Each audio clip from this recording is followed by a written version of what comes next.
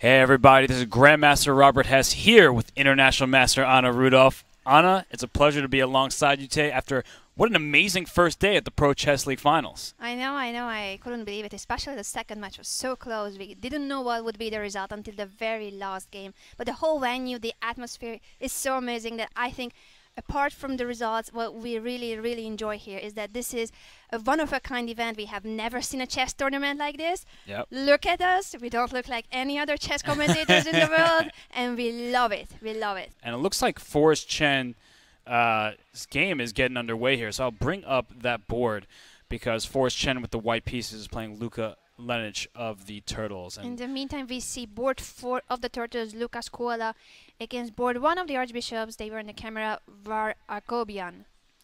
Yeah, and here Forrest Chen has played Queen C2 in a Slav. It's the triangle system from Black. Pretty standard opening, and it makes a lot of sense. And here, the point for Black is to be ultra solid on this D5 square, right? All your pawns are defending it. So Forrest Chen plays the move Queen to C2. And Knight F6 is a good response, preventing White from playing E4. Anna, do you have any experience in a line like this? Not really. I tried to learn the Slav, especially the triangle Slav from Sopiko. Uh-huh.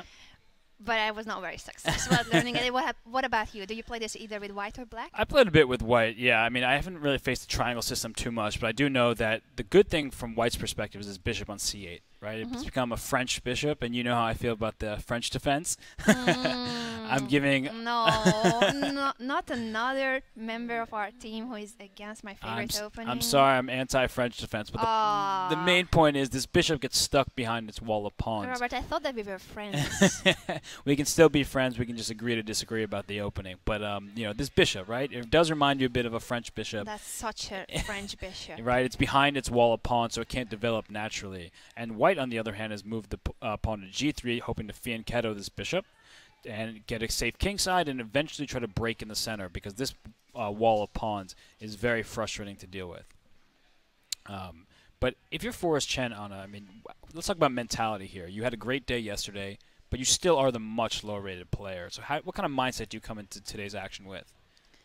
I think he should just not focus on the result. He should have confidence because he played very well, but he shouldn't be too stressed about, oh, today I also should draw all these grandmasters. Or when you think of the result, I think that influences your chess in not the best way. So he should just play as if it was just another game, not caring so much about the result. I agree completely. And he looks very calm. We have him on camera over here, and he's just kind of looking around. You know, there must be fans trickling in now, and so he's there. He's kind of grooving. It looks like he has some music on, and he's kind of bumping to it. Just like yesterday. Yeah. Very cool guy, 16-year-old Forrest Chen. This is only in the morning now. It's 10 a.m. in San Francisco, so the visitors are just arriving. Everyone is a bit sleepy still. I see chess players are mainly now night owls. How about you, Robert? Night Early owl? morning, No, late night? I'm a night owl. You know, I'm a night owl. I was editing my vlog. Well, you've taken a lot of good footage, so you had a lot to edit it for sure. Thank you. And you know, the game itself, so they're staggered a bit. And we actually have the second game I was going to mention underway between Varuzhan Akobian and Luka Scuola. And so Luka Scuola has the white pieces in this one. And actually, let's flip this board around, shall we? Just to get white on the bottom here. And, well, you know what opening this is, don't you? Oh my, I love it. Anna loves it because e4, e6 is the French defense. And what Black is doing is getting a solid center, but e5 by Luka Scuola invites this where both sides are playing for the center. And Black is attacking the center on d4. White is protecting it with the pawn on c3, hoping to keep this nice pawn chain in action if you look from b2 to e5. And Black is continuously attacking the center. And a3. So a3, the point is to cover the b4 square because Black is anticipating capturing on d4, capturing and opening up his b4 square for his own use. And so a3 stops that, but now c4. And Anna, you're the one more familiar with the Black side of the French. So these ideas where Black plays knight a5 and comes, you know, you really have taken over the light squares on the queen side. How do you feel about this position for Black? I like it. I do play these kind of systems. The bishop comes to d7, and later it's heading toward a4 if possible. So you would like to place your pieces. You would like to activate those pieces on the queen side. That's where Black has space advantage. Yep. On the other hand, it is the king side where White wants to play. So clearly, moving your minor pieces in that direction and pushing f4, f5 as you are highlighting, most likely black is going to castle queenside. The position is very close, so oftentimes black goes to the queenside with his king. Castling kingside is quite dangerous Right, in face of the attack of white. Exactly, because black doesn't have many pieces over there on the king side. So as soon as you move your bishop, if you do castle here, there are no minor pieces left. And just to put that position on the board, let's say white continues with rook b1. And the idea behind rook b1 is just to get my knight to f1 and then develop my bishop and then figure out what to do on the king side. And let's say you do try to castle king side. Once here, you'll notice that there are no minor pieces really protecting this side of the board. So after move like knight g3, coming over to h5, this bishop can then develop on the king side as well. And black just is a bit short on that side of the board. So it's not something you really want to do from the black perspective. So you're right. Maybe there will be a castle queen side. And this knight c8 move on a really is what you were talking about. Maybe queen a6, knight b6, and then put this bishop on a4. Yes, so that's how you want to improve the bishop. This is the French bishop, and once you get to this bishop to a4, it's still not like the ideal square for a bishop, but it's much better than having it on d7. Absolutely. And so Varakobian is very well prepared in these lines. He's an established grandmaster. He's, been around the block, as they say, and so he knows what he's doing in these French lines. And to tune back over to Forrest Chen's game, a lot has happened here. So he did fianchetto his bishop, and black decided to put the bishop on the b7 square. It makes much more sense because it frees the knight to the d7 square and allows black to play for ideas to c5. So Forrest went forward, and now he's stuck with double pawns, but the good news is this rook on d1 is barreling down the d file towards the queen. So after knight d7, takes, he went e4, rook c8, knight c3.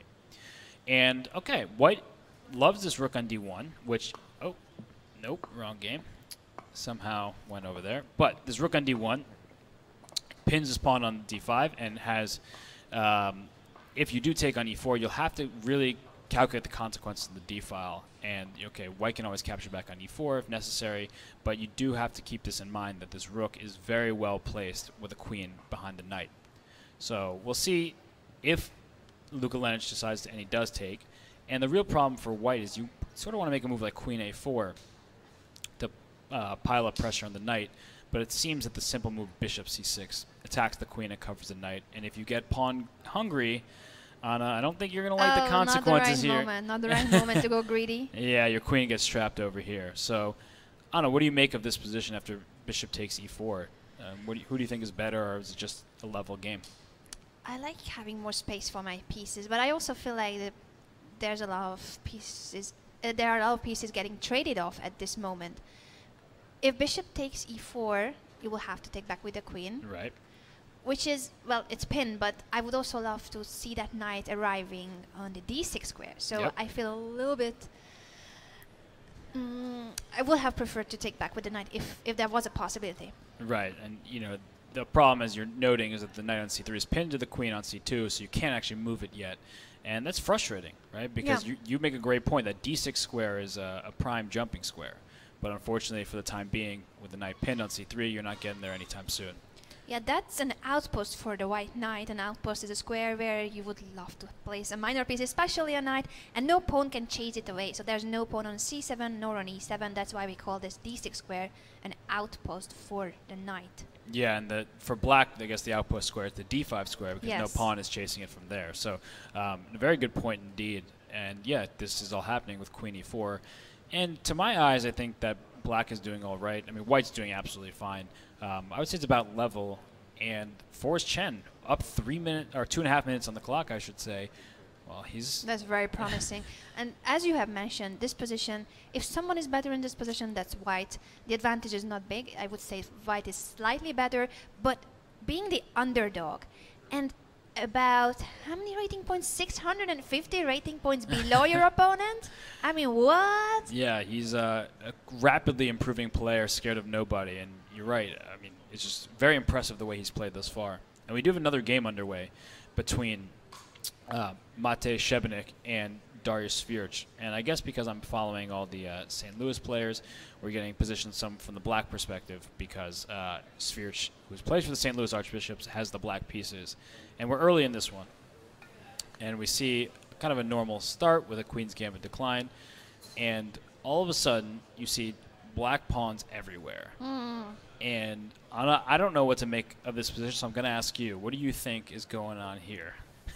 I think Schwierz knows this variation very well because he hasn't used much time. But it looks weird, I agree. Yeah, my first instinct is, well, what are all these pawns doing for black? I mean, maybe it's overextending very early. Although I see the benefit is if you take on c5 with the pawn, sometimes you just make a move like knight to a6 and capture the pawn on c5 with the tempo against the queen on b3. So that is a bit of good news from Schwierz's perspective. And d takes c5 indeed was played. I don't know. You can play knight a6, and you're going to capture back here, but maybe white in the meantime can decide to capture on d5. And I think black has a lot of activity here. I'd be a bit concerned if I was white. And Šebenik, who has spent over 2 minutes, and for those of you at home who may not be so familiar, grandmasters often know their openings inside and out. Mm-hmm. And so they can play instantly, particularly in quicker time controls. So, Anna, when you see a player spending 2.5 minutes on move 7, that's a sign of not knowing very well this variation. And do you think that concerns you? It would concern me for sure. But sometimes when we see grandmasters thinking in a classical tournament, for a couple of minutes, sometimes it's a sign of, oh, I have this very well prepared. I'm just thinking which line to go for. Yeah. But in a rapid event, here this is 15 minutes with the increment. I think this is bad sign. This is a bad sign for Šebenik. It doesn't mean, of course, that he will lose the game. Simply, if your opponent is better prepared, that's an advantage, especially when time is such a big factor. Yesterday, we had a couple of games where the game was decided with the clock. A couple of people were flagged. Yeah, and as we stay in the early stages, and as Šebenik continues to think, we do have an interview, so we'll throw it over to you, Alexandra. I'm here with David Proust and his son, Lupin. David is a longtime Chess.com commentator. He's done commentary on the Pro Chess League as well as a ton of awesome Chess Kid videos. David, the first question, is your son going to play chess as well? Too soon to tell. Too soon to tell. How are you enjoying the Pro Chess League so far? It's been a great season. I've really enjoyed it. Yeah. Do you think this type of format could work with a Chess Kid event as well? Yeah, why not? Kids like to play on teams, and often they have a little more experience playing on teams as kids. There are some more team events than for adults usually.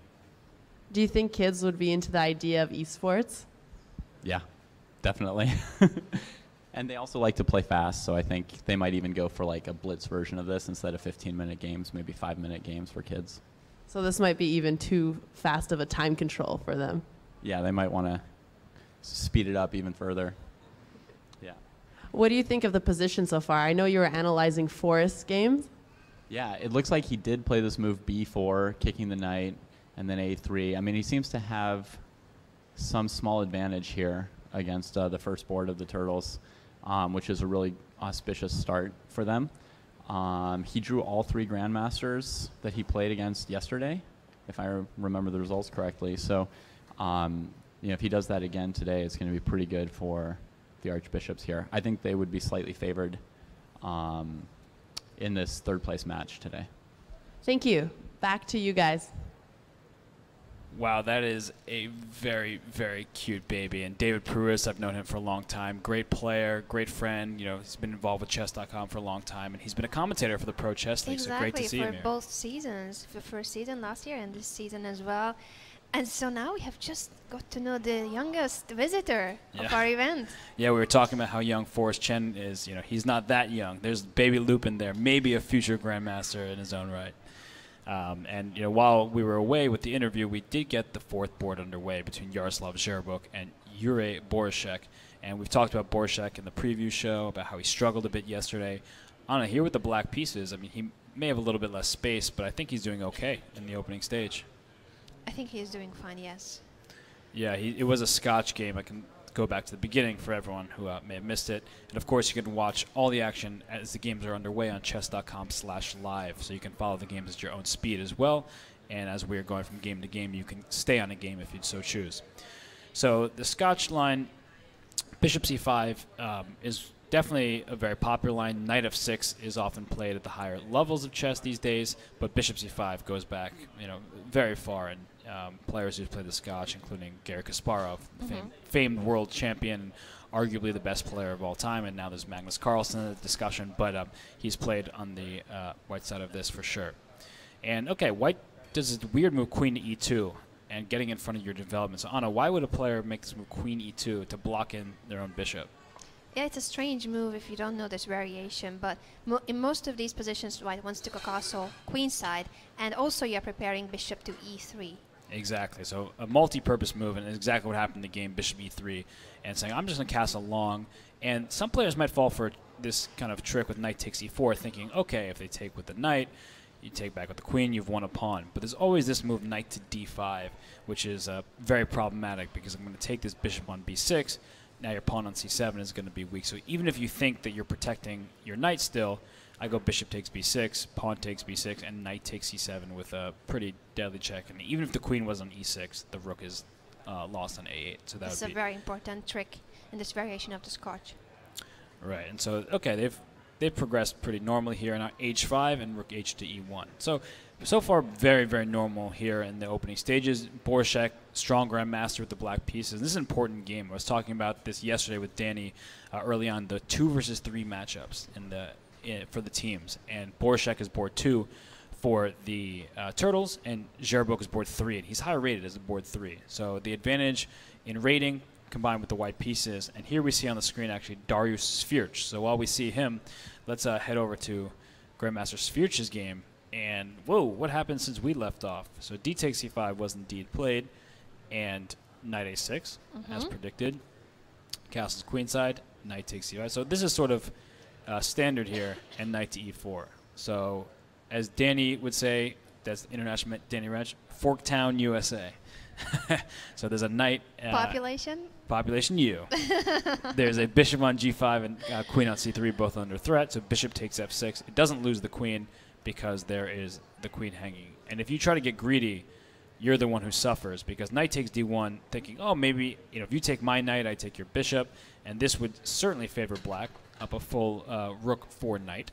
But unfortunately, after knight takes d1, the move bishop h4 protects the only safe square that the black knight had. You take the knight next move, and you go up material. So I don't think that was clearly seen. And now g takes f6. And are we missing something, or is that going to be a free pawn? It looks like a free pawn. Rook g1 had to be played to prevent knight f2 fork, but the pawn is still a pawn. Oh, and that's a really sad move to play, because white has 2 attacks on the d5 square, but after pawn takes d5, simply knight takes f2, and you have this deadly fork of the rooks. So, Anna, you're looking at this game very quizzically. I feel like you hate white's position. I do. The c4 pawn is in the air and the f2 pawn is in the air. Let's just calculate what's going to happen. Which one? Well, knight takes f2 is with a tempo. You attack the rook. Yeah, knight takes f2 kind of speaks for itself. The only question could be whether this knight is coming out easily if the rook goes to d4. So now, if I capture on c4, I have no way back for my knight. Right, because now that the square that was previously covered by the pawn is now not protected, but is there really a good move for white to take advantage of it? Because you'd like to go rook f4 if this knight wasn't here. If this knight was on d2, rook f4 wins the piece. But after rook f4, I think black can just play f5 and make new safety for this knight on g4 and e4. So yes, white has no time to exploit the factor that the knight on f2 is at this moment trapped. Yeah, this looks, to me, looks very bad. It looks very bad, and the clock suggests the same. As you have mentioned already in the opening, Šebeník was taking his time. He was clearly not familiar with this particular variation. He was confused. And now he ended up in a dubious, to say the least, position. That's, I think, the nicest way of framing a really bad position that I've heard. So you are just too kind, but I know it's your turtle, it's your friend, Mate Šebeník, but not a good start for the Turtles here. Maybe they're having a little bit of a tough time rebounding from the basketball game that they saw. Maybe they were out late enjoying the Golden State Warriors play last night against the New Orleans Pelicans. Maybe we should ask them, but let's hope that this is just one bad game and the rest of the Turtles will be doing fine. I'm sorry that I'm very biased, but I'm in charge of the Turtles at this event, so I cannot just root against them. I forgive you. And I like the Archbishops a lot. They are very nice people. Yep. And they have one of the coolest managers that are out there. Shout out to Mike Coomer. He gave a brilliant interview yesterday. If you guys were with us, then you had the chance to listen to Mike. that's the reason why Danny promised that for next year there will be a title with actually a cash prize to the best manager. And, well, I don't know who the best manager is because both Armenia and St. Louis they're fighting for. Tough, With Artak tough Manukyan, battle. we saw the celebration with the team. Clearly, he's built a great team chemistry between them. And we have this game here between Luka Skuala of the Turtles, your good friend, versus Varuzhan Akobian for the St. Louis Archbishops. And it started off very normally. We were talking about this knight getting into B3. It did get there. And after the capture on C1, it seemed pretty normal. This move F5 is a very nice and typical French shot. And the reason why it's so good is that normally when a pawn moves 2 squares, you can take en passant. But unfortunately for white, there's a queen on F4 that's hanging. So a very good standard play by Varakobian. And, you know, after F5, the knight went to C2 because this queen is sort of running out of squares quite quickly. And if this pawn was going to H6 and pawn G5, I mean, that queen's getting trapped. So, Anna, it seems like you're very happy right now because your French defense. I am. Can you ask for more from French? A dream scenario in this variation of the French, getting to push F5 and then G5, G4. This is already an amazing position. You're threatening F3 and win the game. Yeah, I mean, F3 is coming to break open the king side. And it looks like Luka Skuala with a timely exchange sacrifice because you're kind of just getting bullied on the both sides of the board, really. You have no space. So by doing this, he decides that I'm going to capture this pawn on C4. But here comes F3, and, you know, I'm not convinced that black is so far ahead here. I think by material count, of course, black is doing very well. But it's not like this king on B8 is the safest king either. I can see eventually this rook coming to B1. Knight E4 is a good starting point, but this rook coming to B1. This bishop needs to stay here because the knight on E4, sort of what you were referencing with the Forrest Chen game, there's some weak squares in the position. So black is certainly better, no denying it, but still quite complicated. Yeah, I think the exchange sacrifice was a good practical idea. The position is still worse for white, but as you have mentioned now, this is not as clear-cut as if simply black had an attack on the king side and white would just wait until it's game over. Right, absolutely. And I'm going to swing back to the Forrest Chen game because that was the first game to start of the round. Ooh, A5, a timely break on this side of the board saying, well, firstly, why is this king on F3? So normally in the endgame, you do want to bring your king to the center. It looks like a lot of pieces were traded. Pretty standard. Trades everywhere. Rook D1. Okay. And king G2. And king F3, not A5. So the reason I don't like this king on F3 is because in certain lines, rook A3, right? If that A file opens, that will be a pin on the knight to the king on F3. And already, I mean, if I have to take on A5, the rook takes on A5 for black. I mean, Anna, doesn't it seem like black is the one getting the kind of the initiative first in this endgame? I'm very worried about Forrest Chen right now because I feel like his position was nice before, but I agree with you that A takes B4 is a very big threat, not just because it would capture a pawn after A takes, bishop takes B4, but rook A3 is actually a threat of winning a piece. And just to further emphasize that point, as you're saying, you need to protect this pawn so you don't lose it. But rook A3 comes, and I mean, how are you protecting this knight? If you retreat with the bishop, now this knight just comes in the action. And again, this knight on C3 pinned to the king on F3, piling up all the pressure. You're just going to lose material. Yeah, I agree. I need to read a comment from the chat. Absolutely. Eric Hansen, the Chessbra, is with us. Welcome, Eric, to the show. And he has promised to the chess community to provide a Mike Kummer emote if he agrees to send them a funny picture. Well, that would be awesome because Mike Kummer made a great impression yesterday between all the fans who didn't even know who he was beforehand. And, you know, I see that Michelangelo, that's Luca Lenz, declined a draw. So Forrest Chen must have offered a draw a couple moves ago that it was I not overlooked. the best moment. Or maybe it was a few moves ago, yes. Yeah, and maybe it was wishful thinking more than anything because the position is now favoring black. He's much higher rated. And after, exactly, rook takes A5. You go A4, but now bishop B4 is removing the guard, this knight, from the pawn on A4. And, okay, white may still survive, but it's going to be a very difficult task. And I don't think black has any, you know, even thought of making a draw here. It's all about the win. So, let's see. The Twitch chat is just amazing, and I'm also looking at Chess TV, of course. Guys, keep up the amazing support and communication out there. first Clash is saying, you mean hi Anna, Robert, and Hess. That was Great a, reference that was a to very yesterday's interview. that was by a very Alexandra. funny slip by Alexandra trying to say Danny and Robert. And there's Forrest Chen on camera, by the way. Shaking his head, he's clearly in some trouble. It's not the kind of easy position he was hoping for. Yeah, I mean, look at him.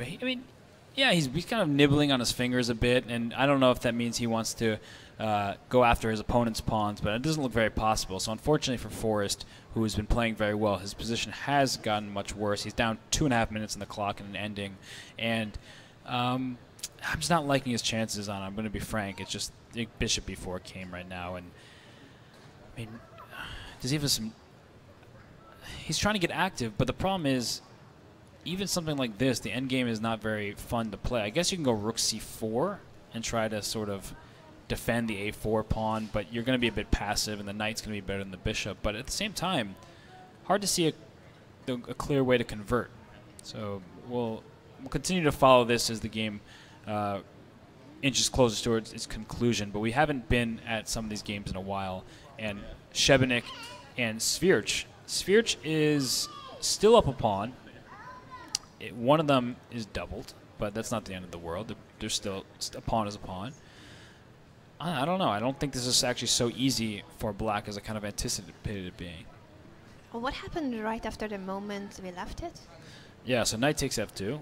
He did take on c4, and he just took back with the rook. And so Šebenik is saying, well, your knight is still trapped, and my rook can always come to the 7th rank to be a nuisance. After e5, so now the knight has this square because the bishop on c8 protects g4. e3, let's get developing. And now bishop check, important check, and then king d2. And the reason why this check is so important, because if that bishop was on f1 and the rook came with check, you'd have to block your own bishop in on e2. That would be horrible. Which would not be good. So rook ac8 was played. And this pawn on a2 is still hanging, so black can take that at some moment. You didn't want to take it right away, because taking on a2 was rook c7 check ideas, trying to gain back this pawn on b7 and gaining activity. So, I don't know. I think that, well, I do know. I think that Daro is just much better with the black pieces here, up a pawn.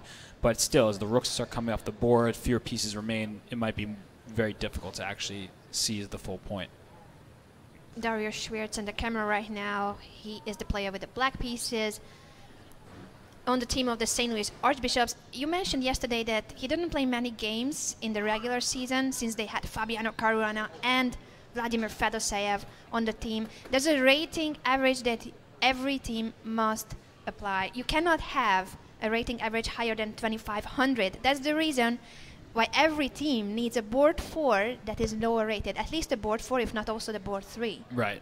And that's very important to note. And that makes it difficult to balance your lineup. But Daro Svirch is a very strong grandmaster. His rating is 2638, so he doesn't force you to use lower rated. Other players like a 2700 would. You make a very good point. And the games are actually coming down the wire, so I'm going to go back to Forrest Chen. We'll be flipping around somewhat quickly as we follow the action. He actually did something very smart. He put his king further in the center and went bishop d2 and went a5. And his idea is after pawn takes a5, if that were to be played, rook a4, and now I'm gaining back this pawn. And that was my real weakness, is That my was a-pawn. smart. This guy is good. He's learning a lot, and being in St. Louis certainly has to be helpful for him when he has the likes of Alejandro Ramirez, with the coaching advice of him, the Chess Club and Scholastic Center of St. Louis, where Mike Kummer is not manager. He works there. He's an employee of the club, and they have many good tournaments. And actually, that's what he said when I asked about Forrest Chen. He was saying that he's gotten much better at their typical events, their frequent events. He plays a lot, and he scores well even against strong players. So Varakobian's game also is getting a bit exciting because White is doing what he can to get a counterattack, and so he started pushing the c-pawn. So instead of the rook to b1, he pushed c4, and now c5, and rook f8 ignoring. Knight f6 takes ef6. So what's going on here? Rook h3 coming for checkmate. I think you have to go queen to e5. And if you have to go queen e5 trading the queens, I mean, the good news is you may improve your pawn structure, because by taking here, you have a protected pass pawn on f6, and that can be dangerous in certain positions. So now Var is in a critical moment. His opponent only has 23 seconds left, so Skuala has to move quickly if he's going to really maintain the counterplay. I guess you can also decide to capture this pawn with one of these rooks as well. and then figure out the consequences of opening up the c file. I mean, black should be doing extremely well here, although there are certain tactics with c6 ideas, but I don't think they pan out. And the real reason I'm showing this is after rook takes c6. If you take back with the pawn, there's knight a6 check, winning a queen. But that's an important tactical motive in this position. yeah, but I think you can just move your rook over to h6 here, because if you take my bishop, I'm just going to checkmate you down on h2. So it looks like Var's attack comes first, and he should be winning this one. So I'm going to keep an eye out on this game as well, because, well, we have 4 games completely underway. We haven't been in some of them, looking at some of them for a while. All the trades did happen in this one, Anna. Exactly. Is black more likely to win this game, or is white have good chances of holding this draw? I think black still has good chances of winning. I'm looking at those pawns on h3 and g4, and I don't like the fact that they are on light squares, so you might have problems because of this bishop on c8. Now, it's true that black needs a couple of tempi to reorganize his pieces. We see knight g8 on the board. Now, where is that knight going, you might wonder? To a better square. It was horrible on h6, and it's horrible on g8 as well. Yeah, because on h6, and knights need squares to go to, right? You were talking about outposts earlier. This knight can't go here. If you take on g4, this pawn will just take your knight, so you can't do that. So knight g8 back was the temporary safe square. Maybe the king will come to d6, the knight will come to e7, and then maybe go for f5. But bishop d3 is a good move. Say if you play h6, for instance, well, look at this knight now. It has precisely 0 moves. So you can even decide to go after it, and if you just determine if you want to trade. But h5 is going to be a critical move here, because if you take on h5, there's bishop takes h3, and this pawn's not going anywhere because the knight hasn't stopped in its tracks. Now it makes sense to come back to h6 with the knight. Yeah, knights are great blockaders. So h5 was indeed played, and then bishop to f5. Wow. So the point that Shebnik is trying to make is that if there are exchanges on this f5 square, either now or after taking on g4 first, this one pawn covers the 2 pawns. So you are down a pawn still, but your pawns do well to prevent the black pawns from moving. That said, a move like e4, king d6, king e5 seems pretty straightforward going after this pawn on f5. So I don't think that, you know, it's an interesting attempt, but I don't think it's enough after the simple move bishop takes f5 and then pawn to e4. So it looks like Svirch should be reeling this one in. And I just noticed sorry to throw us around, there were 8 seconds left for Luca Scuola, who went forward with this idea with takes and c6. And I thought that rook h6 just ended the game because you're threatening mate on h2, and you're essentially forcing a trade of queens on e5 there. Isn't that a winning move, rook h6? Oh, he went for rook takes f2, which also looks very promising, but I like your move a lot. Threatening mate in 1. Yeah, it's always nice to threaten checkmate in 1 move. You know, here I still think that black has to be doing very well because it takes a while for white to accomplish anything. So a move like rook to f3 should still be plenty good. Also, bishop takes c6 in some lines is probably just good, because bishop c6, if you do the same tactic with rook takes, there's some checks on the back rank here, and that will not be fun. Well, that's a very strong check on the back rank. The g2 pawn about to promote with and that I think it's about to happen. sacrifice. Yep, rook f1 check, and now this rook's coming to f2 check, and you have to take with the queen. All of this is going to happen. You take on h2 with check, and then take this rook. Take the rook. It's game over. Akobian wins the first game for the Archbishop. This is 1-0 in favor of the from St. Louis. Also, Darius Svirch is winning. That's our evaluation, which means that it would be 2-0. It would be 2-0 for the American team. What about the rest of the two boards? And Forrest Chen with 6 seconds left. We're going to head back to his game here. He has done well to try to maintain equality, but he's about to flag. Oh, he moved with 0.5 seconds left, and there's a 2-second increment. Goodness me. I'm getting a heart attack. Yeah. You know, Anna's rooting both for the Turtles and for Forrest Chen. She's hedging her bets here. And here, I mean, black is clearly better. The problem, well, actually, rook b7 was a good move. The issue for the moment, well, now rook b3 comes. So actually, you're just losing material. But the point I was going to try to make was black actually, and the game is over. Forrest Chen lost on time, unfortunately. Yeah, Luka Lanic wins the first game for the Turtles. It's 1-1 now. Yeah, and the issue at this time being was the pawn on f7 was under attack, so if this bishop was not on b4, actually, let's say this bishop was on f8, then all of a sudden white has tons of counterplay. But unfortunately for Forrest, after king c4, attacking both rook and bishop, the next thing that happened was the rook d3 to b3, a nice pinning attempt and winning a bishop. So that game is over as well. So even if it wasn't for the clock, the position was bad for white. yeah, and just to pull that up one more time, the position is just, you're losing this bishop. So even if you start trying to take pawns, this knight does so well to guard the g7 square and also this pawn e7 square, so you can't even attack my pawn on e6. So it was lost anyway, so Forrest Chen does go down on the clock, but he was going down in position. So Akobian, as we saw, won this game after queen h2 check. His next move is pawn takes rook. He's up way too much material, an insurmountable lead. And so this leaves up to Šebenik to try to hold. So he is anticipating if king to e5, who's going to win this race? And, I mean, essentially, black can play king e5, knight e7 to get this pawn, but that white king is very quick over there on the queen side. It is very quick. So what's going to happen here? Let's just try to calculate. You know, It's too early to calculate. It's too early to calculate, but what 10 I was going to say is I think actually king d5 is a sneakily good move. And the reason why is you prevent this white king from entering on d4, but also prevent it from coming to c4.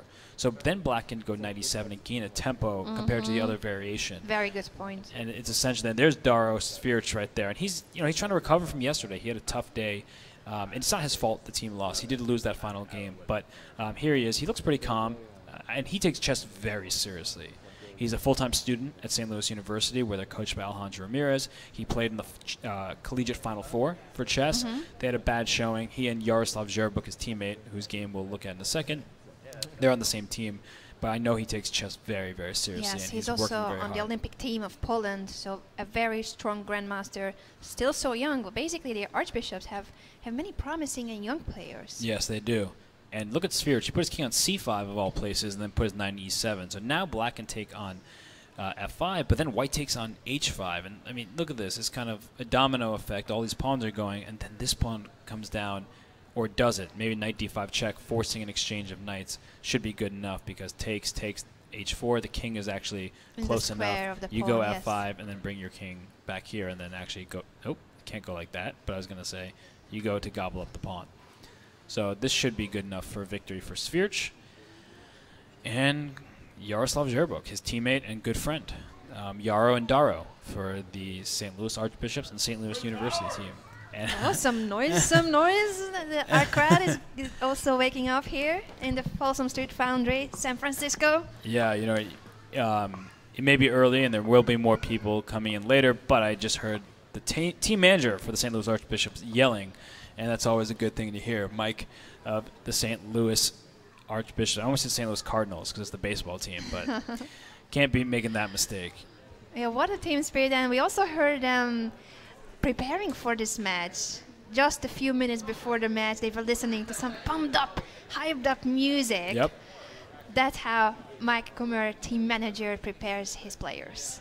Yeah, and I'm just looking at this position here. I was like, oh, 9 seconds left. So we'll go back to the other game. But 6 seconds for Šebenik.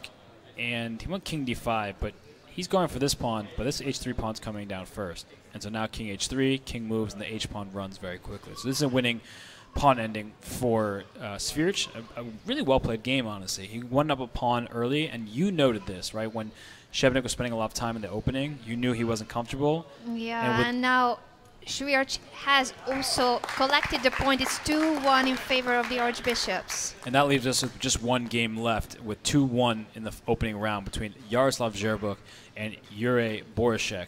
And I was going to make a point on just a couple moves ago that this move rook h5 was played, and white went a4. Now, a lot of players think, well, I can't really attack when my king is on the same side of the board, but your king on c1 is very safe. So this move a4, launching the pawn, is pretty good. And now if he went king b1, I was wondering what happens after knight c6. And the point of knight c6 is a check, and, okay, you can obviously move your king to a8, which is the only square, but if you were taking on c6, now I think you're in big trouble. It's Because a beautiful my idea tactical motive, yes. is just a simple check and mate, and there's nowhere your queen can go to continue attacking my pawn to keep my queen honest. So my queen will go over to a6 and deliver a checkmate. So after knight c6 check, king to a8, but now I can make my a choice of moves. Maybe I can even go knight e7, trade knights on the e7 square, and I probably have something even better like a5, just breaking open the queen side, I should say, and it looks terrible in my What a opinion. position for Zherbuk, who was disappointed yesterday. He was not obviously not very satisfied with his play and the points he collected. But today he seems to be back. Perhaps it was the music, the preparation stage by Mike helping them hype up and be full of energy for the game, very motivated. Yeah, and right here, I would say he still has an advantage because his queen is spying on this b6 square, and maybe this rook can swing over to b4 at some point. But at the same time, Borshek is doing well to get out of the worst. I think that knight c6 check move was a tactic for the taking, and when you miss something like that, maybe he doesn't know he misses it, which is great, and we see we have the player view there. Oh, this is my favorite camera angle. When we have both players, you see the team mascots, the turtle and the bishop. Well, it's a golden bishop, St. Louis bishop. And Jure Borshek on the left side, Jaro Zherbuk on the right side, Danny Ranch popping into the commentary booth. We were missing Danny, of course. And he's missing the spotlight. Yeah, well, I was not missing Danny. No. You know, he's a good buddy of mine, but I've spent too much time with him lately. And here, you're sharing a room, I heard? Yeah, we are sharing a hotel room. It's, oh, my. You know, it's a great time all around. But here in this game with Borshek and Zherbuk, and Borshek, he seems like a little bit of a nervous guy.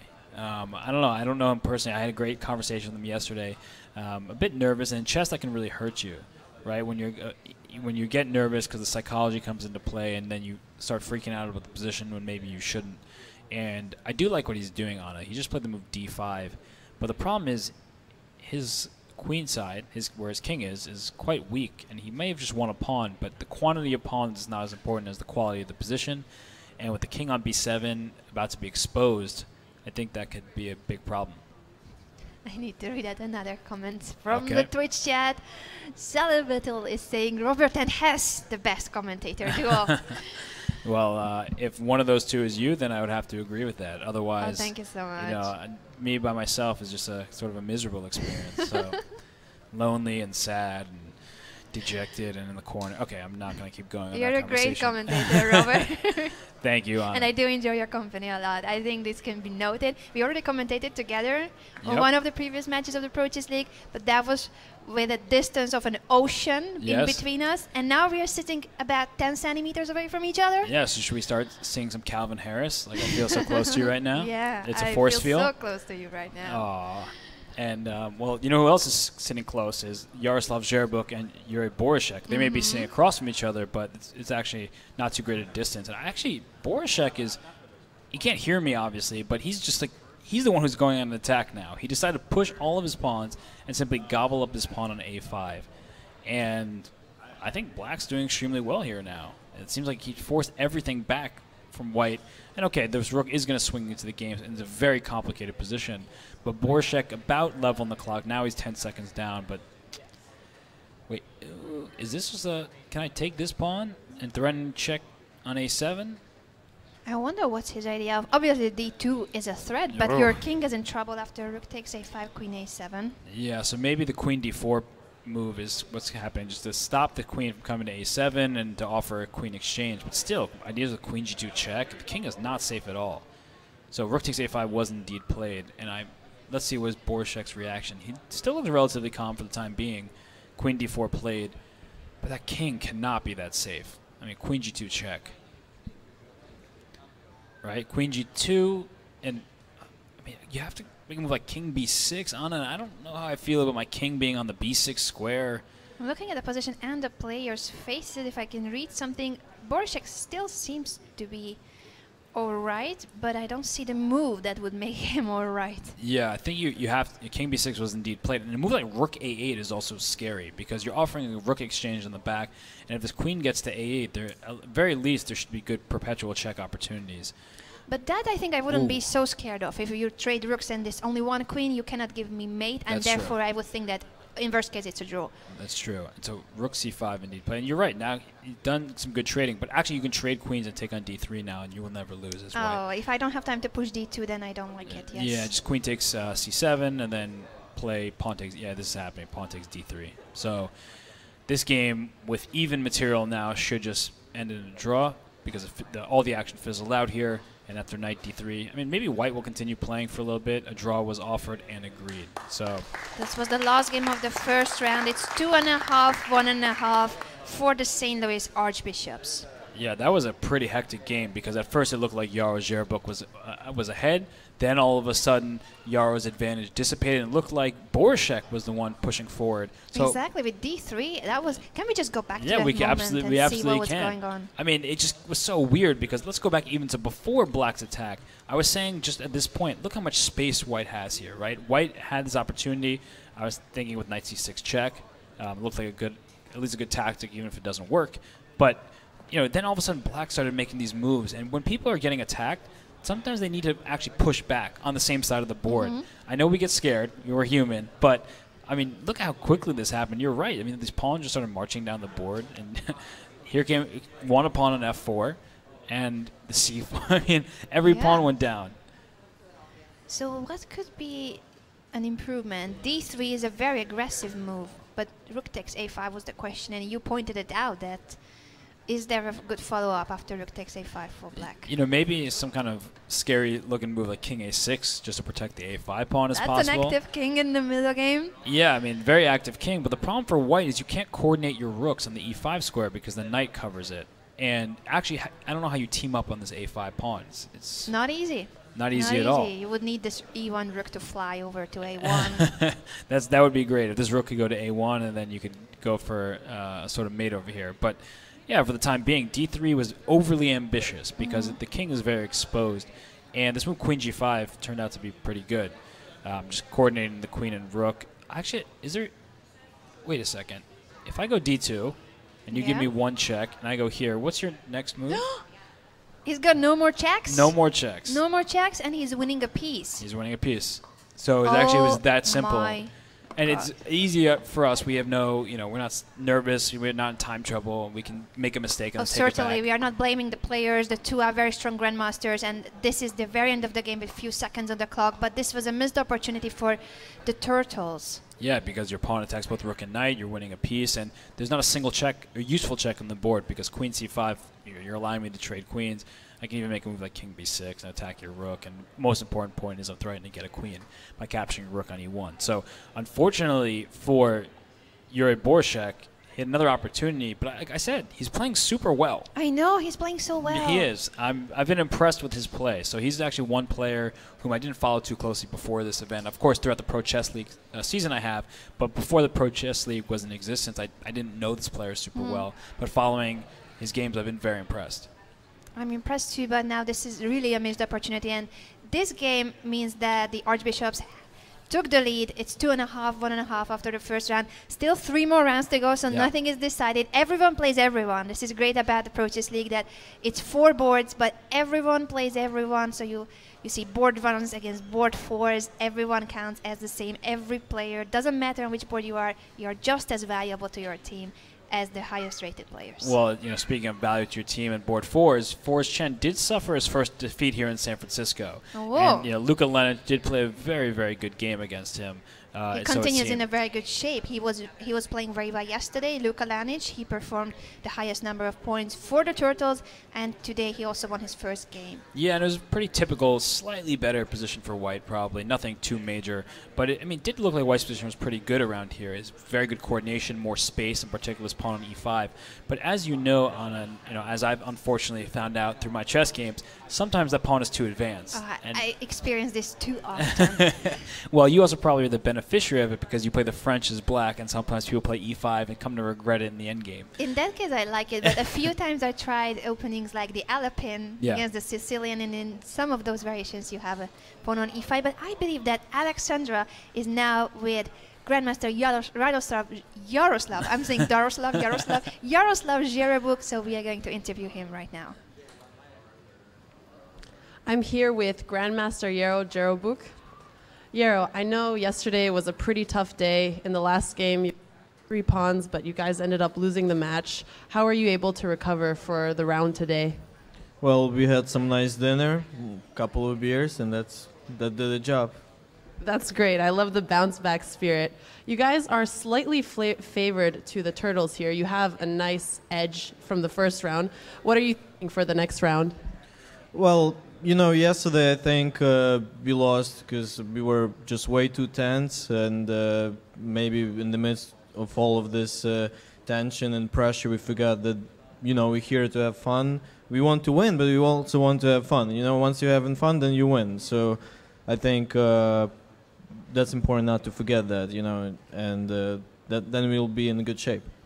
That sounds good. What is it like playing on the St. Louis Archbishops as on a university? Well, probably my coach will hate me for that, but I feel a lot more motivation to play on the St. Louis Archbishops. Well, that's a world championship after all, and we have a lot more financial incentives as well, and the team spirit is just great here on Archbishops. And when you have to play so many games to get to the finals, and then you feel a lot more responsibility. Prior to this semifinals and finals, I played 32 games for Archbishops, so every game was just. I put heart and soul into this stuff, Yeah, you have amazing team spirit. Will we be able to see you again on the same team next year? Well, if my rating doesn't go about 2640 FIDE, which I'll make sure it doesn't, then I will be there, yes. Thank you so much. Back to you guys. Well, that was a great interview with one of the stars of this Pro Chess League season on the St. Louis Archbishops. And team spirit is everything we have learned. They are here to have a great tournament, but they're also here to have fun. Yes. I love it. Anna, I was speaking to you before. Girls just want to have fun, right? Girls just want to have fun. Well, we're going to take one from Cyndi Lauper's book, and we're going to take a short break, but we'll be back with the second round of the third-place match of the Pro Chess League playoffs.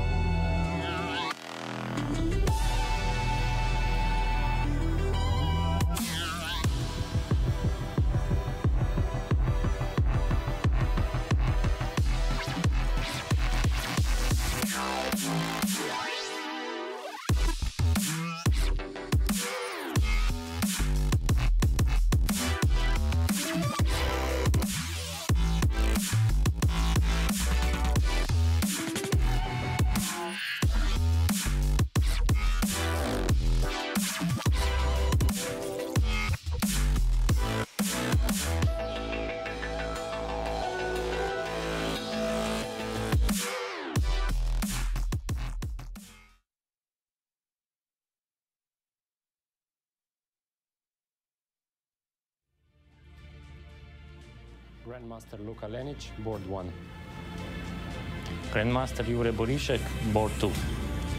Grandmaster Matej Šebenik, board 3. Lukas Kuhala, board 4. FIDE Master Jarnes Kuhala, team captain.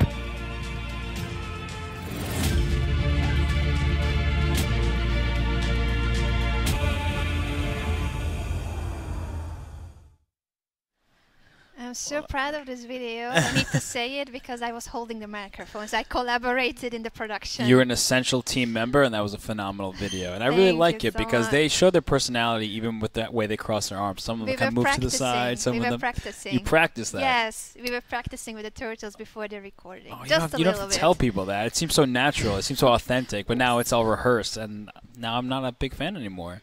It's your team, you know. It was just a little practice. Oh. Like in which order, whether it's name and board and Okay, pose. gotcha. Yeah, just the yes. order, not Okay, the that's exact fine. pose. Well, they did a great job there, and they've been keeping themselves in this match. They are down 2.5, 1.5 right now, and that first round really was close because Jure Borishek, that was a topsy-turvy battle. They could have been down 3-1. At first, it looked like Jaroslav Zherbuk could be on the verge of victory or inching closer to it, but then Jure Borishek turned the tables and almost got a win for himself. So Exactly, and then in the end it's a draw. This is how chess goes. yeah. Sometimes the opponent has an advantage, then you turn the tables, and in the end it's a handshake and draw. And so what do we make of the pairings that we have up here? We see that Matej Šebenik is playing against Vara Kobian, Luka Skuala against Darius Svirch, and Svirch played a nice game in that first round against Šebenik. So I'm worried about the youngster, Luka Skuala. I think that Svirch will pull that one through. But how about those matches between Šebenik and Akobian and Luka Lenic and Jaroslav Zherbuk?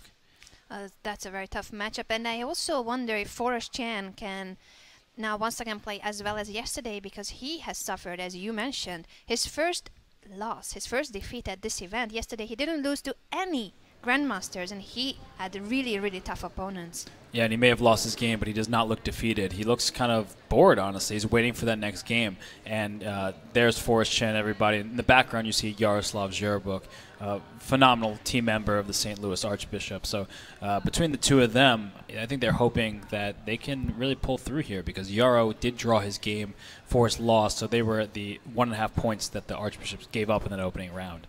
And in this one, as they face their tough opponents, in particular Zherbuk with a black piece against Luka Lenic. Anna, I got to ask you, I'm trying to get you to say something a little bit decisive here. Do you think Luka Lenic with the white pieces can take out Jaroslav Zherbuk? He will try. He will definitely try. I talked to them yesterday before the last round. So the Turtles were already 3 points behind in the match against the Chengdu Pandas. Yeah. So they had to score 3.5 in the last round in order to save the match. Right. I asked them how they were feeling, and Luka was very positive, and he said, "We can do it. We can still do it." Okay, so you're still not giving me They an are fighters. answer about what you think is I'm going to trying happen, to but you're avoid doing a it. great job of filling me in the Trying to gaps. So we do avoid have a game underway. So the round has indeed started, and I hear a bit of yelling. So it seems like the crowd is filling out a little bit. It's Our still, crowd is waking up. it still remains early, and we have the game between Forrest Chen and Jure Borishek. And Forrest Chen is just, he's been a star of the finals here in San Francisco. Pro Chess League loves players like this, sort of underrated but making a name for themselves. And Forrest has been working very hard in his game. His father's here, very nice family. And, well, with the black pieces, we stem from a Caro-Kann, and I'll just scroll back since it's the only game we have underway. Actually, that's not true. As soon as I said that the second game started. But it started from a Caro-Kann. In these lines, compared to the French, the bishop on c8 actually gets out. So the bishop moves to f5. Are you saying that this is an improved French defense? I wasn't going to put it that way because I didn't want to hurt your feelings, but in Aw. many ways, yeah, it's an improved French. I tried to learn the Caro-Kann. I did play it a couple of times, but I wasn't so comfortable with having such a good bishop. And that's the complaint I've heard from many French players. Like, I like having my bad bishop. Exactly. It's almost like Stockholm syndrome. You've kind of been on the side of your captors, and with your bishop stuck on c8, you need that to happen. And in this game here with the queen on d7, I mean, the point is that bishop g5, you cannot go bishop e7 because knight d6 check is pretty brutal because the bishop on e7 is pinned to the queen on d8. So that would be a tragic blunder. Instead, queen d7, and I mean, black's plan will eventually be to kick this bishop away, even play the move g5, and white has to figure out what to do about the center. And it's something that, as a French player, you don't have to worry about as much because the center is not as open. But here you have to figure out what's going to happen in this d4 square, and if the tension. How would you try to determine when to break the tension? Either playing for black, c takes d4, or for white, playing d takes c5. Like, how do you determine when to, make a capture? Well, certainly a tip for everyone out there: do not take on c5 as long as it would mean that you develop the opponent's bishop. If you can prevent that, then do prevent it. The f8 bishop is undeveloped, and d takes c5 would simply force your opponent place his bishop in a good square. Oh, right. Yeah, that's absolutely true. And I'm going to flip the board here to get from the perspective of the white pieces, because I am following the St. Louis players, not to show any favoritism, but I have this board will also be flipped. I coach you, Robert. No, I flipped it back. There's so Darius you are Fierch. rooting for the archbishops, and I'm rooting for the turtles. That's completely fine. I'm not rooting for them. I'm just happen to be following them here on Chess.com server. I was teasing you that you root for the Armenia Eagles in general, but I couldn't get you to say it. I have a soft spot for the Armenia Eagles because I was gifted a T-shirt and a mug and maybe some vodka. So maybe. So I do have a soft spot for that team, and in this particular matchup, you're the one who's loving the Turtles. I don't have as big a fandom. Of course, I like all their players very much. They're a great team, great camaraderie. But in this one, we see a Catalan opening between Darius Fierch and Lucas Scuala. Okay, cool. Then whenever it's done, And, okay, this is typical. So black takes a pawn. White plays queen c2. And in some of these lines, there's b5 here defending the c4 pawn. But then you have to be concerned about a4 ideas. And it just becomes a bit of a hassle, especially on this long diagonal, because black does have to be careful. And white is intending to play a move like e4 at some point. So big center for white, problems on the queen side for black, even though you do have an extra pawn. So that's the trade-off. And so a6, this is all sort of typical, bishop c6 and bishop g5. And so this bishop on d5 is both good and bad.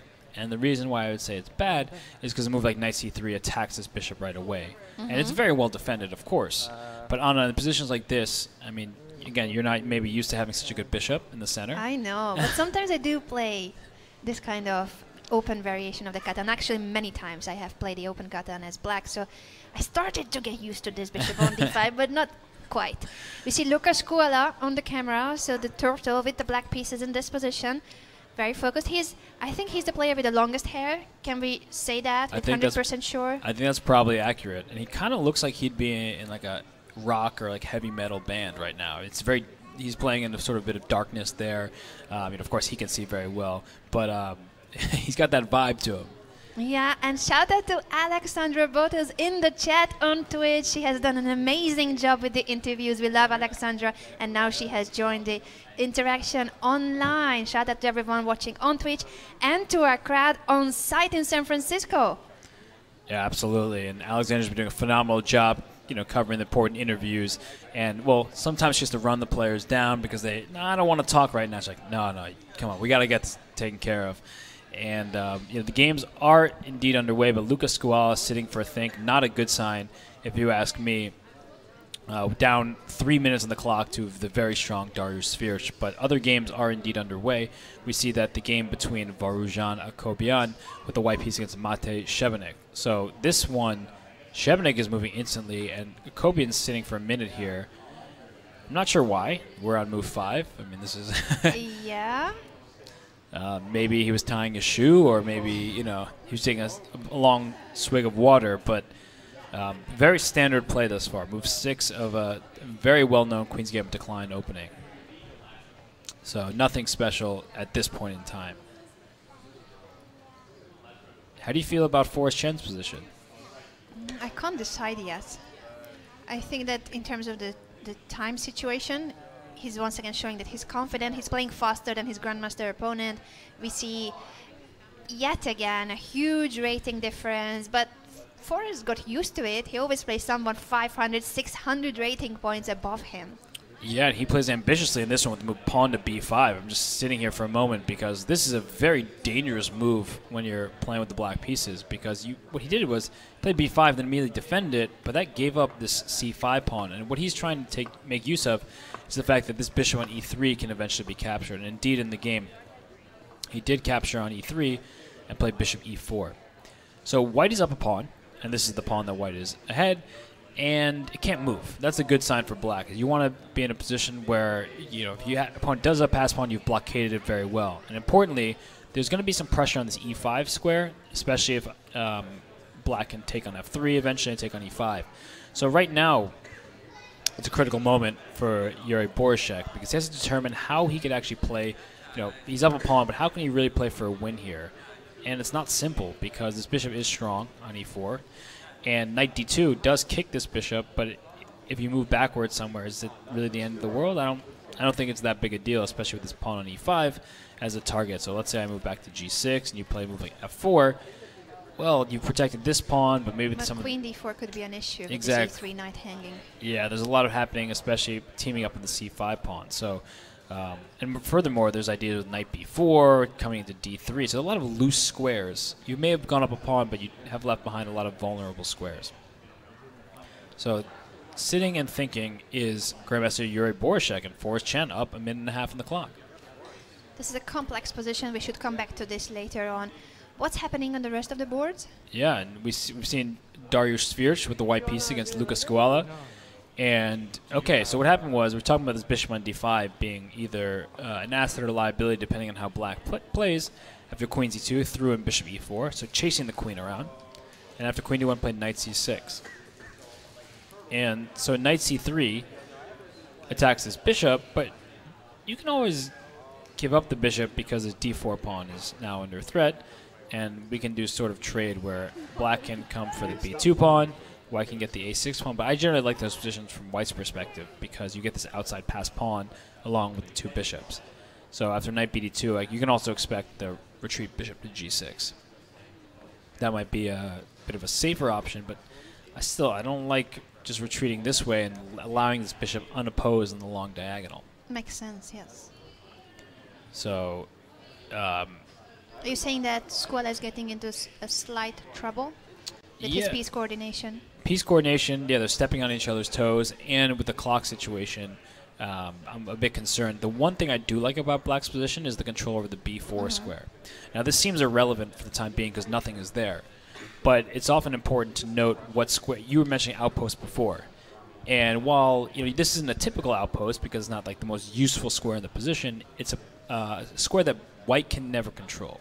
I mean, it's very difficult. You have knight and bishop aiming at the square with the bishop on e7, knight on b4, and that's good to use in the future with the knight coming to b4, then maybe play pawn to c6, which blunts this bishop on g2. So just something to keep in mind. And the fourth game is indeed underway, by the way, between Jaroslav Zherbuch and Luka Lenic. So all games underway here in the second round of the third place match in the Pro Chess League playoffs. So and this is the calm before the storm, I feel like. The calm before the storm. I mean, that's a great way of putting it. It seems very calm right now. Actually, all these games are relatively calm, as we just see. I'll flip this board because we want from Luka Lenic's perspective, and it looks relatively calm, but some of these lines with queen a5 coming get very, very tricky for white. So Luka Lenic, very well prepared player, very strong player, defeated Magnus Carlsen earlier in the Pro Chess League season. He's not scared of entering a tricky line here. And we have once again Alexandra interviewing someone we have seen already in the previous broadcast. Let's go to Alexandra and see who he is. I'm here with Grandmaster Yoon Ludvig Hammer. Yoon, you came all the way from Norway, but you're sitting in the VIP room watching the games with headphones on from your laptop. What's going on? I thought that was the way these games are supposed to be watched. It's designed for a webcast, right? It is. Are you going to be watching from the audience as well, cheering a little bit more? Yeah, probably. So, yeah, I'm having a good time. I saw you were also watching a couple other video games. Are you on Twitch pretty often, or is chess your favorite? Well, I've become more accustomed to Twitch. So, yeah, I was watching this Fortnite guy. Yeah, while trying to pay some attention to the chess as well. Speaking about the chess, what do you think of the game so far? Well, I think the pawn structure in Forrest's game is very interesting. At the moment, he's a pawn down, but he's going to get it back on e5. So it looks like an interesting game, and he's been doing so well in this final series. So if he continues to do as well, I think the Archbishops are going to win this third place tiebreaker.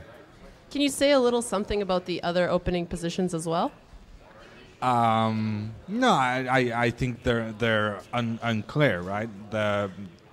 It's difficult to tell how it's going to end, but it's unbalanced position in basically every single game, and that should give us some interesting games. Thank you. Back to you guys. Should be offended that he's listening to other video games and gaming rather than our commentary, but I can understand it. Oh, he's also listening to us. I caught him yesterday. I tweeted about our VIP guest, John Ludwig, or I should say, Jun Ludwig Hammer. There's an amazing video made by Alexandra. She was up all night editing that video. I can actually verify that information, that she worked very hard on editing that video, and it was well worth it. Check out the clip. It's on the Twitch chat right now, I believe. Wow. Jun Ludwig Hammer. Jun Ludwig, because he taught me how to pronounce that years ago when we played in some tournaments together. And there's Luka Lenic on screen. I do have the teammates board looking at Jure Borishek, because Borishek with the white pieces against Forrest Chen. We've seen an interesting transition in this game, because knight c2 was played. We saw this capture on e3, and a3 was played. So what happened here was Black just went after the e5 pawn and said, I have two bishops in the position. You may have an advantage on the queen side, 2-on-1 majority, but the bishops may come into play. However, this bishop on e7, it might want to be there. It would definitely want to be on c7. Because if that bishop could team up with the queen on c7, going for the pawn on h2, that would, of course, be a checkmate. Though the f6 square is not so bad either. I just love the fact this rook's already on the open file. And there's Forrest Chen.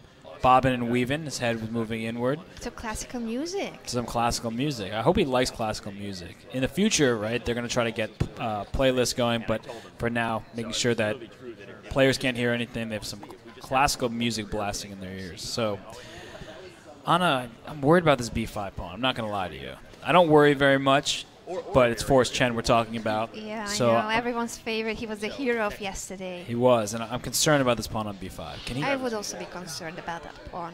Because even if you protect your bishop, oftentimes you may consider sacrificing in exchange, because the two pawns, you shouldn't do it right now, but the idea is that you have these two passed pawns on the queen side, and they can be more valuable than bigger pieces.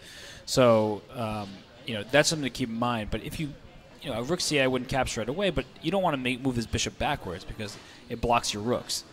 So not exactly, maybe queen c7, and I have a very sneaky idea. If you make a bad move, it doesn't work. But I was trying to play a move. What was your sneaky idea? Bishop takes and queen b7, winning my rook, I take with the knight. Yeah, so like let's say you move your knight, I was trying to take here, and then give you a nice little check and win this rook on a6. But of course the knight on e3 defends the g2 square, and he did go queen c7.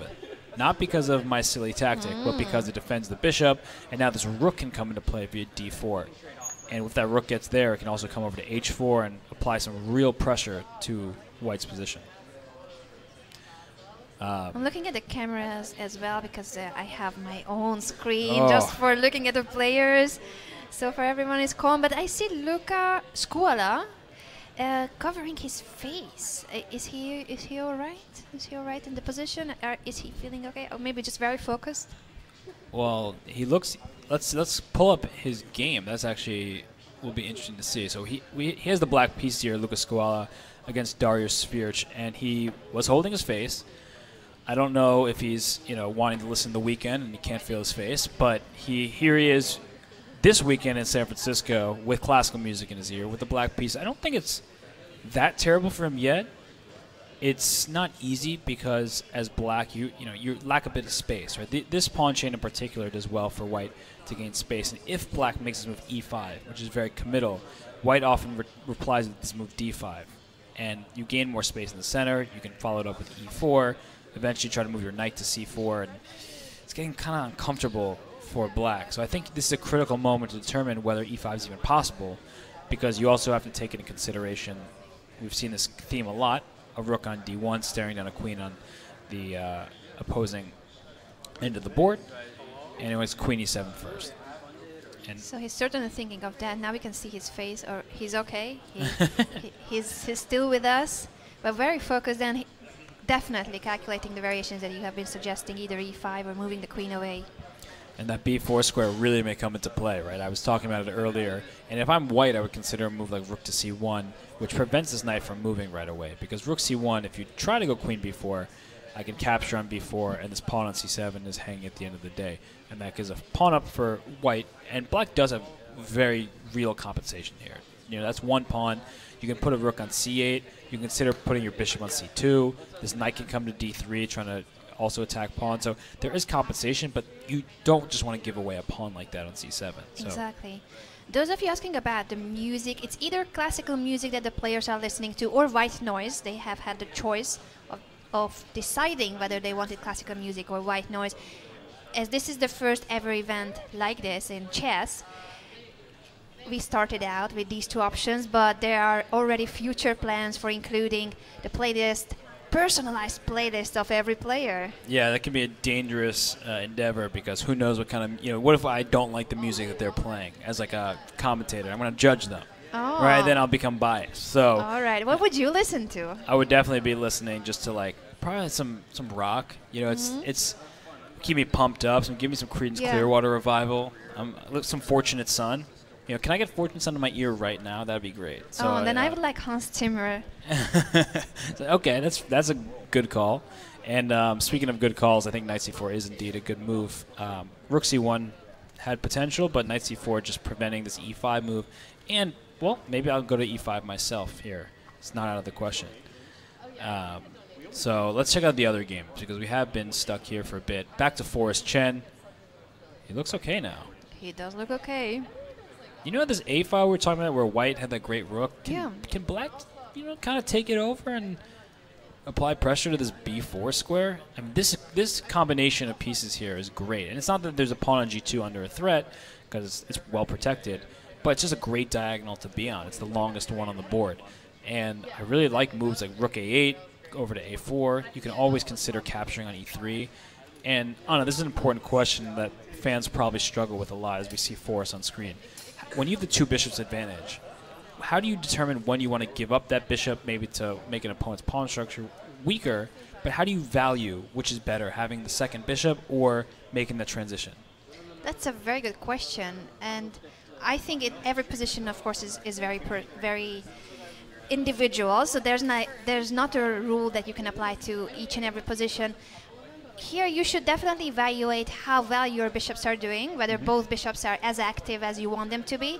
Yep. Can you improve those bishops even further, or is it that one of the bishops' faith should be that it will be exchanged for the knight? Yeah, that's a great way of putting it. In fact, so it went rook d8 using this bishop as a protector, but you know, when you take on e3, you hurt the white pawn structure and isolate a pawn. So you win something, you give up the bishop, your pair of bishops, but you have destroyed the opponent's pawn chain. Right, and that is great from black's perspective, hurting the pawn chain, but at the same time, it's hard to attack this pawn, right? Because your queen is behind the bishop, and this e4 square is well defended.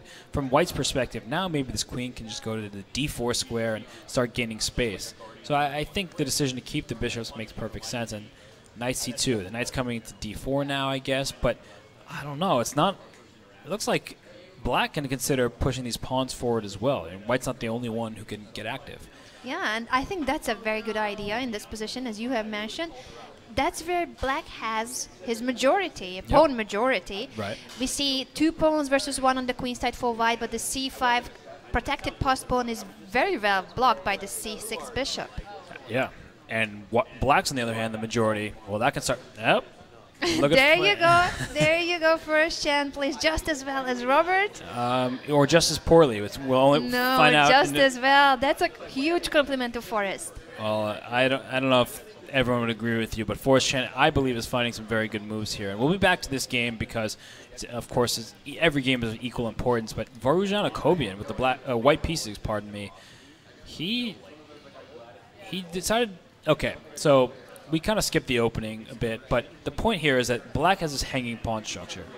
And as we see what Var did, is he left the tension there, because if you ever take on d4, white can take with a pawn as well, but taking with a knight, just to show it on the board, you're left with an isolated pawn, which is easy to attack because pawn's best friend is another pawn for defense, as is the least valuable piece. That was so well said. Oh, Pawn's best friend is a pawn. you know, I try to make it nice and to make it, it's true though, right? And pawn's best friend is another pawn. It is true. And so here's Var on screen, and what he's done is his opponent tried to get counterplay, Šebenik, but what Var did is very simple. He put his pieces on good squares, attacking the pawn d5, and now he made this good move, pawn to b4. And by playing b4, he's saying, I'm removing your knight from the c file and infiltrating myself. So knight c3, knight e4, and give me that c file, queen c7. And here we see an ending.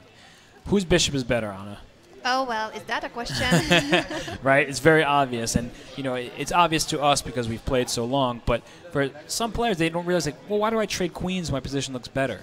Well, very importantly, you have the better minor pieces. I mean, knight d4, for example, saying you can take my bishop if you want, but then I'll be have good a knight great versus knight. bad bishop. Typical position. And this bishop is so bad because it's pawn on d5. It's an isolated pawn for starters, but it's blocking the axis of the bishop.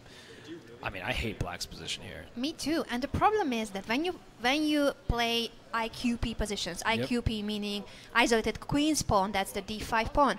Usually what you get in return for this structural weakness is activity for your pieces. Yeah. But here I feel like, all right, white has got the better structure and white has got the better pieces. So Yep. what does black have? Black has a lot of problems. Yeah. And definitely does not have a good bishop because right here, white can just play rook c1. And black's idea with king f8 is get the king close to the center and play rook e7. So rook c1 was indeed played. But after rook e7, you're not actually threatening anything. I can even just capture here and put my rook on c7 with check. And, okay, you can attack my bishop. Great one-move threat. Whatever. My bishop can go somewhere. You still have problems in the 7th rank. It's just not a fun position to have with the black pieces. So It isn't fun at all, and it must be tough for Matej Šebenik. After a rough start, he lost his first game, got into trouble right from the opening against Dariusz Schwierz. Now he's suffering in his second game as well.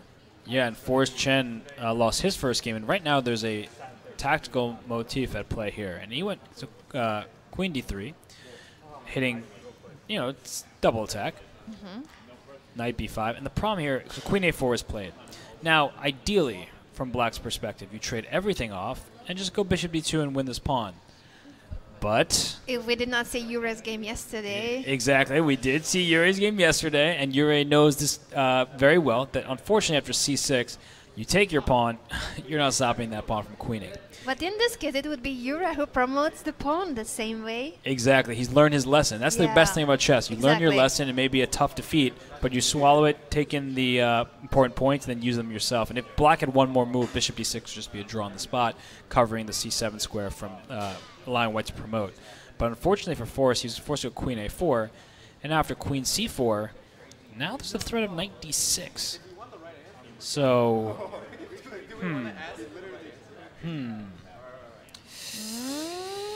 not loving black's position right now. Queen c4 was a nice move as well, but you defend this pawn, you threaten knight d6. Again, the same tactic exists if you play bishop takes b5, you simply take back. Is there something? I was looking at concrete moves. That's why I thought that you're signaling danger. I just, unfortunately for Forrest, I'm not liking his position right now because you need to go bishop d2 and after this pawn, but with the Knight d6. right, this pawn is a pawn. But your king This is a pawn, king. this pawn is a pawn and an attack, right? It is Yeah. yeah. I'm not liking the consequences of this at all. And so bishop d2 was indeed played, so I think knight d6 it kind of plays itself.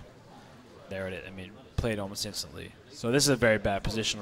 Unfortunately for Forrest Chen and the St. Louis Archbishops, it looks like Borishek is in quite decent form today and trying to secure that full point. So I guess we should pop over to some of these other games. This position between Zherbuk with the black piece and Luka Lenic, both sides have isolated pawns. White has two of them, in fact. But the white knight on e5 is probably the best piece on the board at the moment. And once again, it could be a good knight versus bad bishop after the capture on b3. Yeah, this is not a capture you want to make, as Anna's highlighting, is because yeah, that's a disgusting bishop, and this knight can just hop all over the place, even to from d3 to f4 and things like that. The bishop on e6 is just a big pawn. It's a glorified pawn. Yes, that's true. I think this is something very important that, as a tip we could give you, before trading pieces, make sure that you look what's going to remain on the board. So in this case, you just don't want to have the e6 bishop as your only minor piece. As long as you have the c5 knight, the position is not that bad. But if the only piece, the only minor piece that you have on the board is the e6 poor bishop, you really did the wrong you really went for the wrong trades. Right. And here, queen a3 attacking the bishop, rook b1. I'm going to go back to Forrest Chen's game because it looks like the game is over, and I was trying to catch it before it happened. I hear some clapping in the audience for Yuri Borshek. I mean, he went for the pawn, and after queen f7, he decided to go king h7. But the big problem here is after queen f5 check, your only way to safety is back to the back rank, and after queen c8 check, you give a check to the king, attack to the bishop. That's a free piece. Game, set. Well, not matched. There's still 2 more rounds in the match, but unfortunately for Forrest Chen, he's starting 0 out of 2. Yeah, after yesterday's excellent performance, he was the hero for the archbishops. Today he started with 2 defeats. Actually, unfortunately, if we look at his rating, this is what should happen. This is the normal result, but we just fell in love with that boy so much yesterday. Yeah, no, I mean, he really was just a phenomenal presence in the Pro Chess League semifinals, and here in the finals, he's yet to make his mark. But don't worry, Forrest Chen, you're playing good chess. You'll bounce back. And this game is in time trouble between Lucas Scuala. And whoa, what is going on here? There's a wacky pawn structure, and it looks like that bishop on g6 was indeed captured. So he went knight d5. Maybe that was a bit of an inaccuracy. Perhaps he could have moved the bishop first. Because the problem with knight d5, you are attacking the white queen, but after knight g6, you don't want to take here because that's a check, and then you just lose a piece. He might have missed this, that knight takes g6 is a tempo. I think so. And he's trying to set up a sort of fortress, but, I mean, this is just ugly on the king's side here. This pawn on g6 is one of the grosser pawns I've seen recently. And I know you're too nice to criticize too much, especially because you like the turtles. But Anna, what do you think about black's pawn structure here? Oh, goodness me. you know how deeply I feel about pawn structure and weaknesses. This is horrible. Yeah, these pawns are very, very weak. And importantly, they're on light squares. So if this bishop, for example, came over to d3. We just saw queen c2 played. But if this bishop comes to d3, I don't know how you're going to protect your pawns. I'm not sure about that either. Bishop I'm f1. worried that there's really no good way. You don't want to play queen e8 and have your queen defending a pawn forever. And yeah, exactly. So and bishop you can't f1. even, but you have to move the bishop first and then move queen e8 or queen f7. And then this move comes in, and I'm just piling up everything. Game over. So h4, bishop h. I don't like the move h4. I think it was unnecessary, and it takes away the square from the knight. Why Dariush went for h4 when you mentioned that g5 bishop was actually a problematic piece? Yep. You have to move it first, and then you can move your queen. So h4 is helping black in that sense. Yeah, very strange. Maybe bishop f1 is somehow met by rook to f8, and the point is you're attacking this knight on f3 and calling white's sort of structure into question. But I mean, h4 it's not a bad move. I can't call it bad, but it looked like rerouting the bishop was a decent effort. So now what? I mean, actually, black is just a few moves away from consolidating, because this open file can prove very valuable for black. Just doubling up the rooks, applying pressure on the f3 and f2 squares. This knight, of course, will come into d5. It can also come to b5, where it attacks this pawn. So rook d3, it blocks the queen's access to g6, but it does make sense to overprotect the knight in f3. No, I'm really puzzled. I think Dariush went wrong with h4, rook d3. I loved your idea of bishop f1, bishop to d3. I think that was a close to winning, if not winning, position for white. And now I'm not sure anymore. Black has activated his pieces. The knight is very well placed on d5. He's coming to the f file, as you have suggested. Yeah. He's short on time. Maybe that's what Dariush was thinking, that his opponent has only 15 seconds. Let's speed up the game, and any move is good. But that's now how grandmasters think. So I'm really, really puzzled. And he had a rough day yesterday, Svirch, but today he had a good first round. And so I think he's in good form. His position still is quite good, but he has to be careful because the advantage can slip away quite quickly. I would consider taking this knight and playing f4 and saying, look at your gross bishop. Like that is permanently entombed.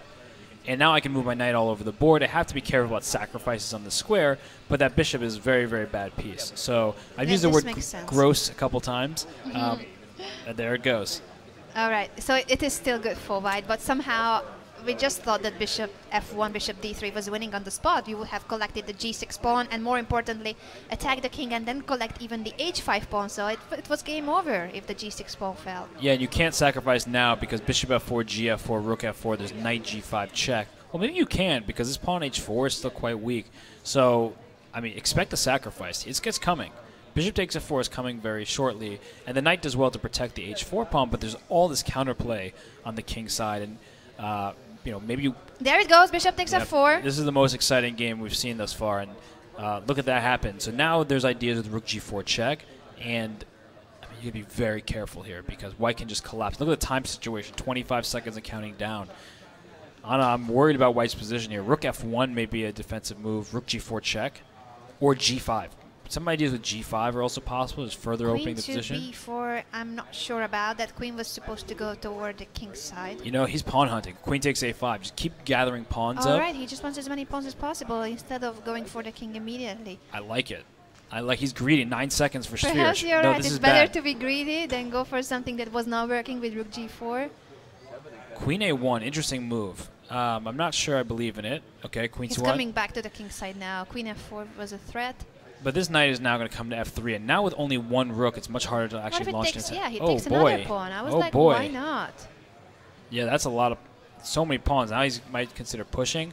You have to be careful. You don't want to push too quickly because in the end game, if the queens get traded, it becomes much worse. But now the knight is just coming to g5. And there's this pawn is under attack. Now this is a very exciting game. It was a piece sacrifice. Now 4 pawns for black, but the double G pawns are not really useful. And the big problem is you can't move your rook off the back rank because there's all these and now e6 is fun. So rook White f5. is too active. This Should have played position rook is- f5 here, threatening the second on g5. No, now it's over, mate.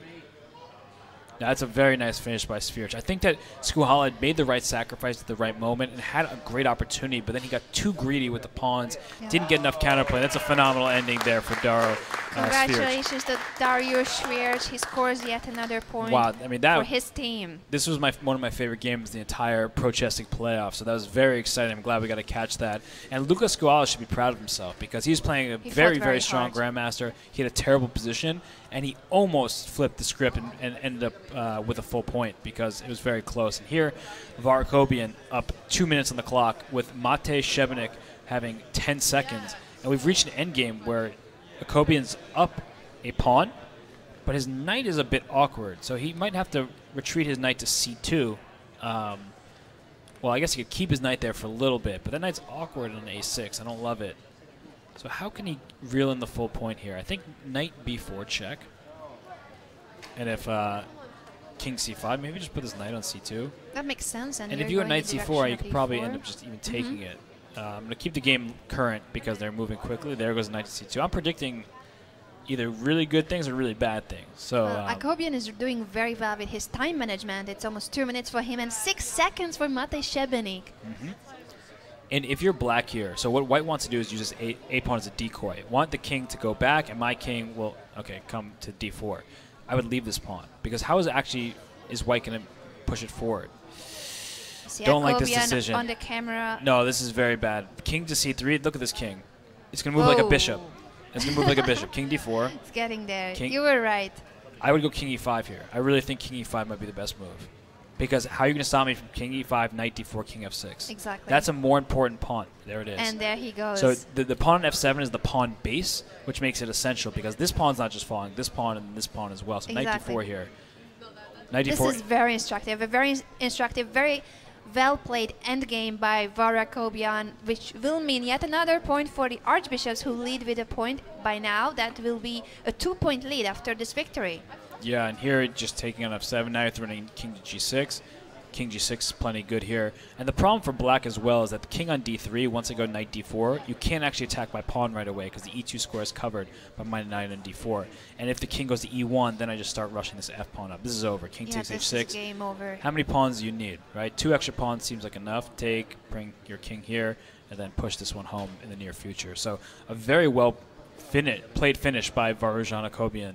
And yeah, this is it's been a good game, very good game by Akobian, and he's probably very calm, very confident. He usually is, and all right, he can go king f4 here. Yep, king f4, push the h-pawn, game over.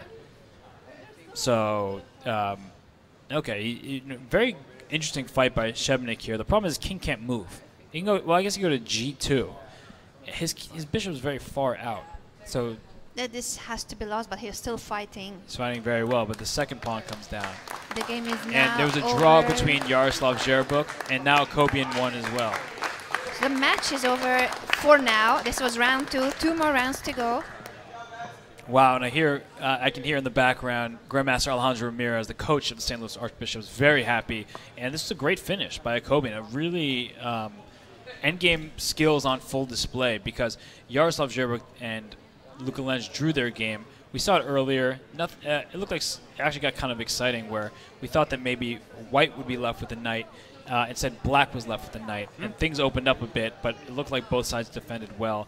And once the queens were traded, they liquidated into an even endgame.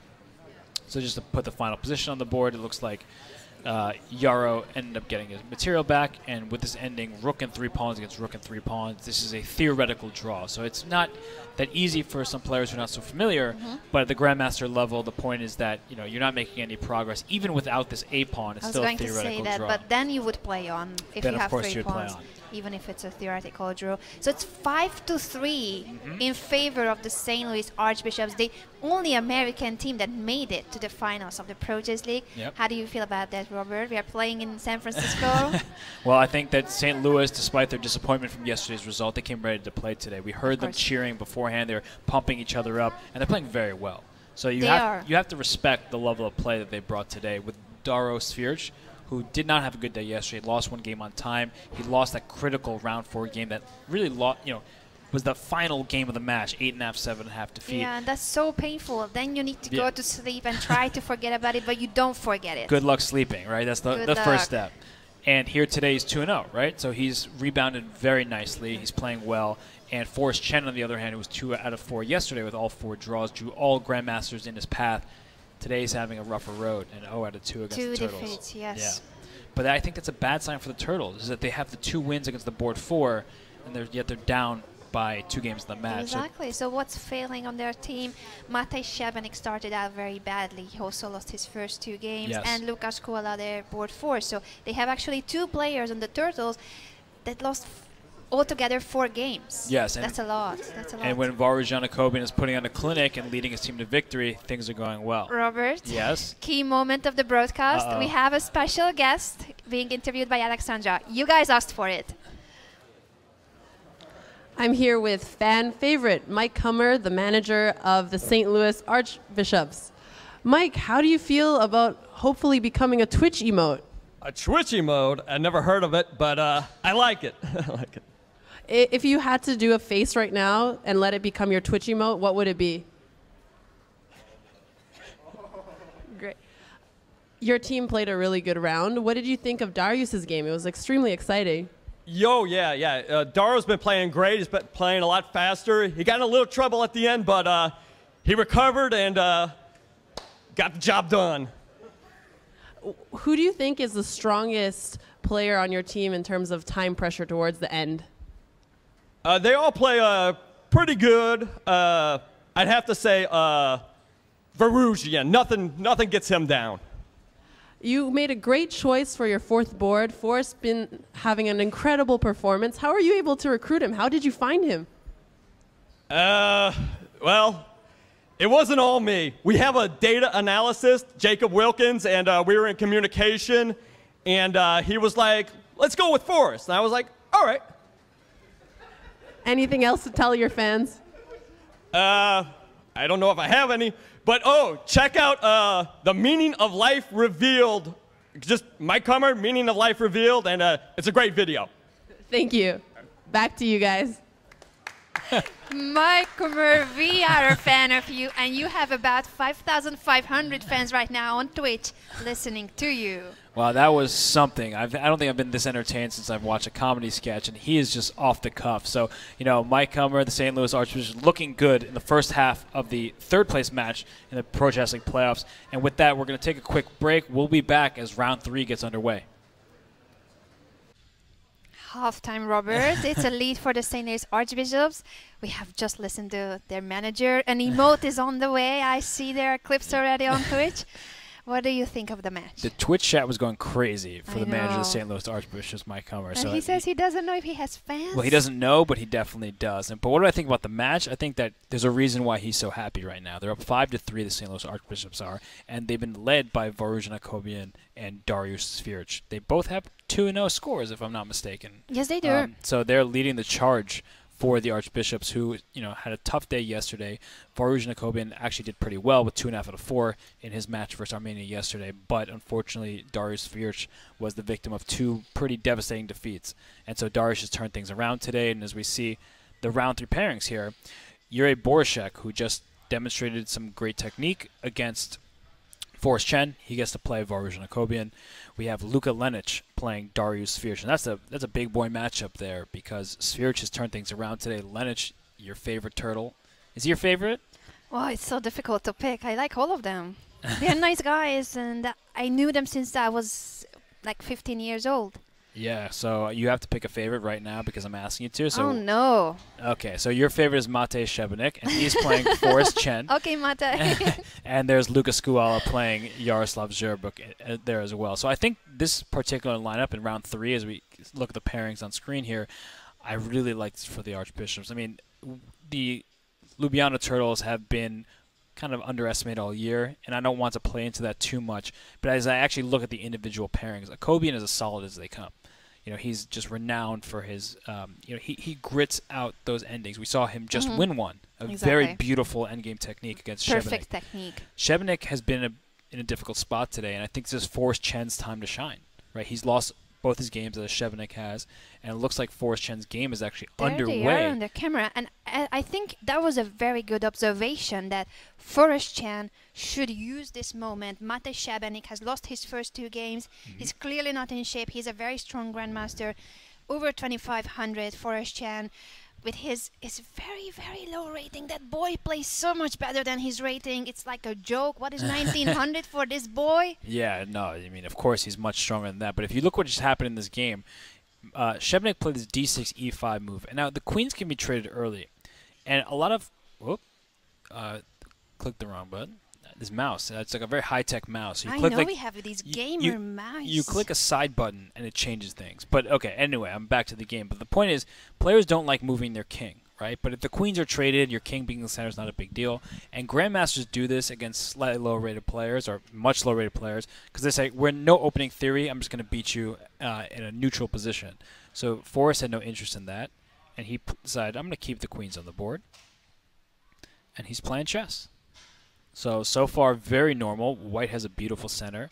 And look at this d4 square. That's pretty much the vital square that these games come down to often, where if you take on d4 and then white takes the knight, well, eventually black would love to plant a piece there. Because the square on d4, we talked about this earlier, when pawns have been pushed like this, the square next to them become vulnerable. So, for example, just to easily show you, you go g3, right, the h3 square. That's the most obvious example I can come up with. The h3 square is now blocked for the taking if the bishop wants to get out. So, of course, g3 is not a good move, but the point is that this d4 square in particular, black would love, love, love to start getting pieces towards it. I'm just checking on the Twitch chat and the Chess TV chat. And, of course, shout out to everyone once again watching us online and on-site. Over 5,000 viewers online. And I don't know how many on-site, but I just love all of them for joining this historical moment of the first ever chess tournament of this kind. This is such a unique atmosphere. And I see some comments on how the broadcast has improved. Of course, we are listening to you guys. Any suggestions, any opinions on how you want these tournaments to be presented is very welcome. This is the first ever attempt of organizing a chess tournament like this. So your thoughts are very welcome on how would you like to see it evolve. Yeah, and I actually like some of the comments here in the chess.com/TV chat by Chess Torin saying Dariusz is playing for St. Louis, but he's Polish. Dariusz Svirch is a student at the University of St. Louis, captained and coached, I should say, by Grandmaster Alejandro Ramirez. So he lives in St. Louis, he's a student there, and so he is indeed a local player for that team. And the way this league works, I think we should maybe take a few moments to explain better. You did say, we're right, the average rating. You see this number next to the player's name up here. That is their rating. And so the average between the 4 players is to be 2,500. So, when you have these grandmasters at the top, you need to round it out with a lower rated board 4. And teams do use free agents. That's going to become an even bigger part of the league next year, I'm sure, because you see these lower rated players. And most teams go for free agents who are very strong grandmasters. In fact, the St. Louis Archbishops have Vladimir Fedoseev, one of the top, I believe, 30, 40 players in the world. He plays for Russia, and he played from Russia, and was very tired during many of his games. But you might see someone trying to snag Forrest Chen, a player of that caliber who's underrated. That will be an interesting development as the Pro Chess League continues in future years. Yeah, that was a very good explanation of how the Pro Chess League works, also with the rating cap and how important every player is. Of course, they can have free agents, but there's a limit on the free agents.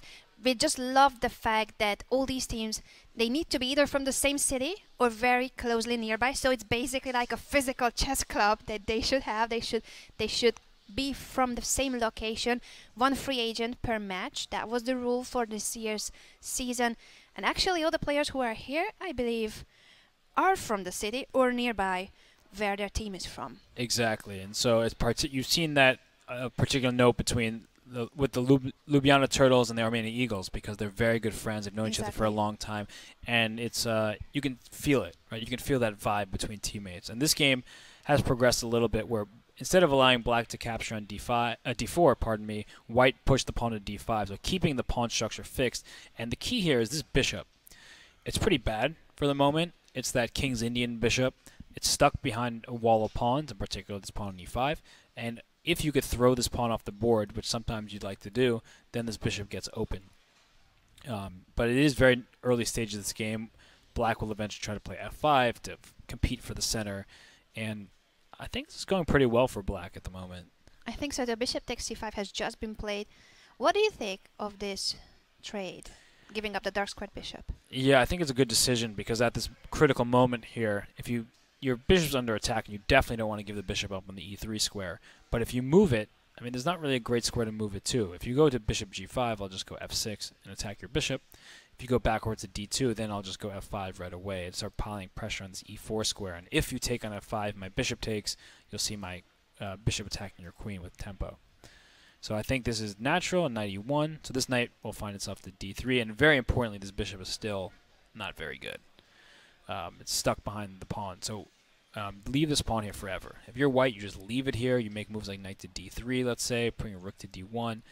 And if you're black, you might go f6, knight f7, put a knight on d6, and just sort of maneuver the pieces around. We do have another game underway. Jaroslav Zherabuk with the white piece against Luka Skuala. And a very kind of slow opening. It's a Sicilian defense, but Yara with the white pieces chooses a quiet line. And so instead of going the normal d4, which opens the position up after pawn takes d4, bishop e2 and d3. Oh, the close Sicilian. Yeah, and even like a less ambitious version of the closest. Not even with g3, bishop to g2, the normal King's Indian attack. Exactly. Here it's just like putting my piece in on good squares, but it lacks punch. That's the best way to put it. And okay, now white's going to eventually play this d4 move, and now it's a interesting choice for black, because you can play this move d5, but in doing so you allow this pawn to e5, this pawn to d4, this knight to h5, and attack starts to grow. So you can't just allow white to get everything that he wants. And if you make a move like e5, trying to cover the d4 square, well, now this knight has a new home on the f5 square. So you're going to have to give something up.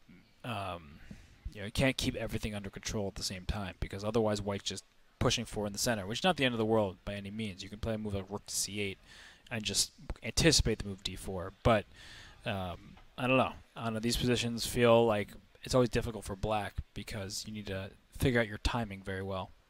We see Jaroslav Zherabuk on the camera and the Chess.com team behind them, including the founder and CEO of Chess.com, if I see well, Eric. Oh yeah, there's Eric Allebest. If that's that looks like him. There's JD Cannon. You can't understate the importance of JD in this event. He's been making sure everything's technologically smooth. He's been dealing with the infrastructure from the Chess.com's end. So thank you, JD, and Eric, of course, as the guru behind Chess.com. And those beautiful logos. I think the third person standing there, if I see correctly, is Darren. Those beautiful logos and the visuals are thanks to him. Is that Darren? I think it is him. I can't even see. I see Yaroslav Zherbuk on screen. It's not. So it's not. I thought it was him. It's okay. But let's just pretend it's him. Yeah. Shout out to the whole team working on this broadcast, because it's not only us. You guys see us in front of the camera. You see Alexandra, you see Danny, but there's a huge, very professional team behind us from Twitch, from Chess.com, and the media crew that is helping us. A wonderful director and a wonderful producer. Shout out to everyone. Yeah, and they're in our ear right now, so they forced us to say it. No, I'm just kidding. they're a great team. They have been really supportive in helping us through this. And here we have the game between Lucas Squala. Still no action, because not only is the position sort of closed up, Lucas Squala's kind of gone into the tank here, and he's just spending a lot of time on this move. So we're going to see how this one unfolds. We'll go back first to the game between Forrest Chen and Mate Shebenik, and exactly what I kind of predicted is happening. F6, this knight can go to F7. Kind of a slow play, but as you have mentioned, sometimes it's a good strategy against lower-rated players to go for something that's not so theoretical, it's not so sharp. It's about how well you play chess. Right, and if I'm white here, I'm definitely considering this next move, pawn to b4. By playing b4, you undouble this pawn, but that's not really the important thing. What you're doing is getting your knight to b4 and eventually trying to make the move c5 and just breaking everything through on the queen side. And if you look at the some black's minor pieces, usually we say two bishops advantage.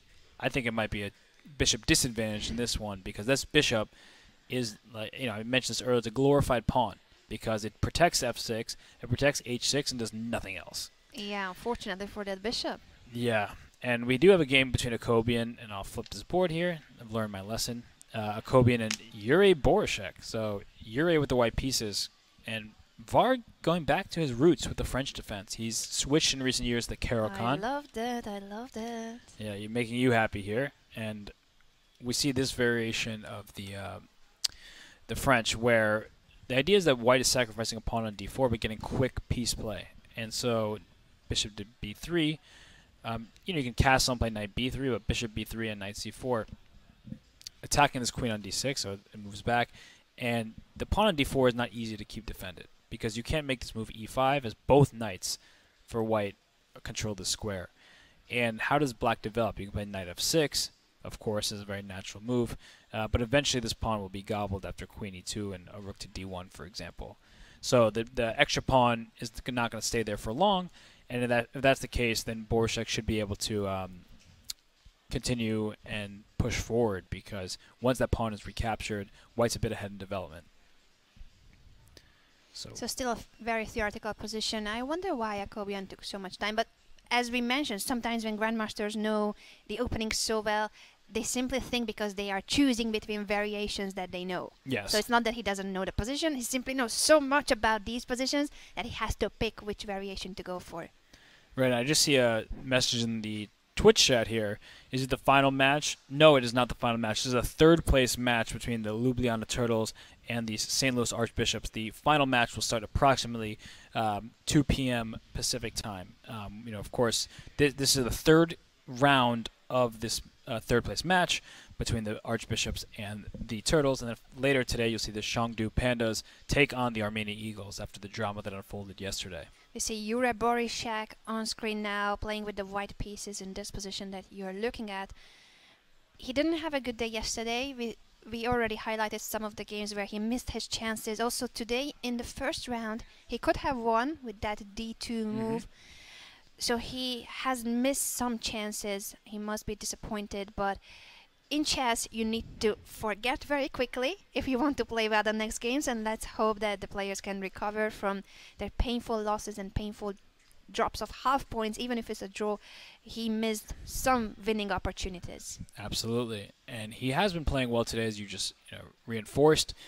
And the rook did come to d1, which means that there's a pin down the d file, which means the move c3 is always possible coming for the pawn on, and there it is, c3, pawn on d4. And this is a pin pawn. Pin pawn. Yeah, pin pawn. It sounds like ping pong, but it's just a pinned pawn.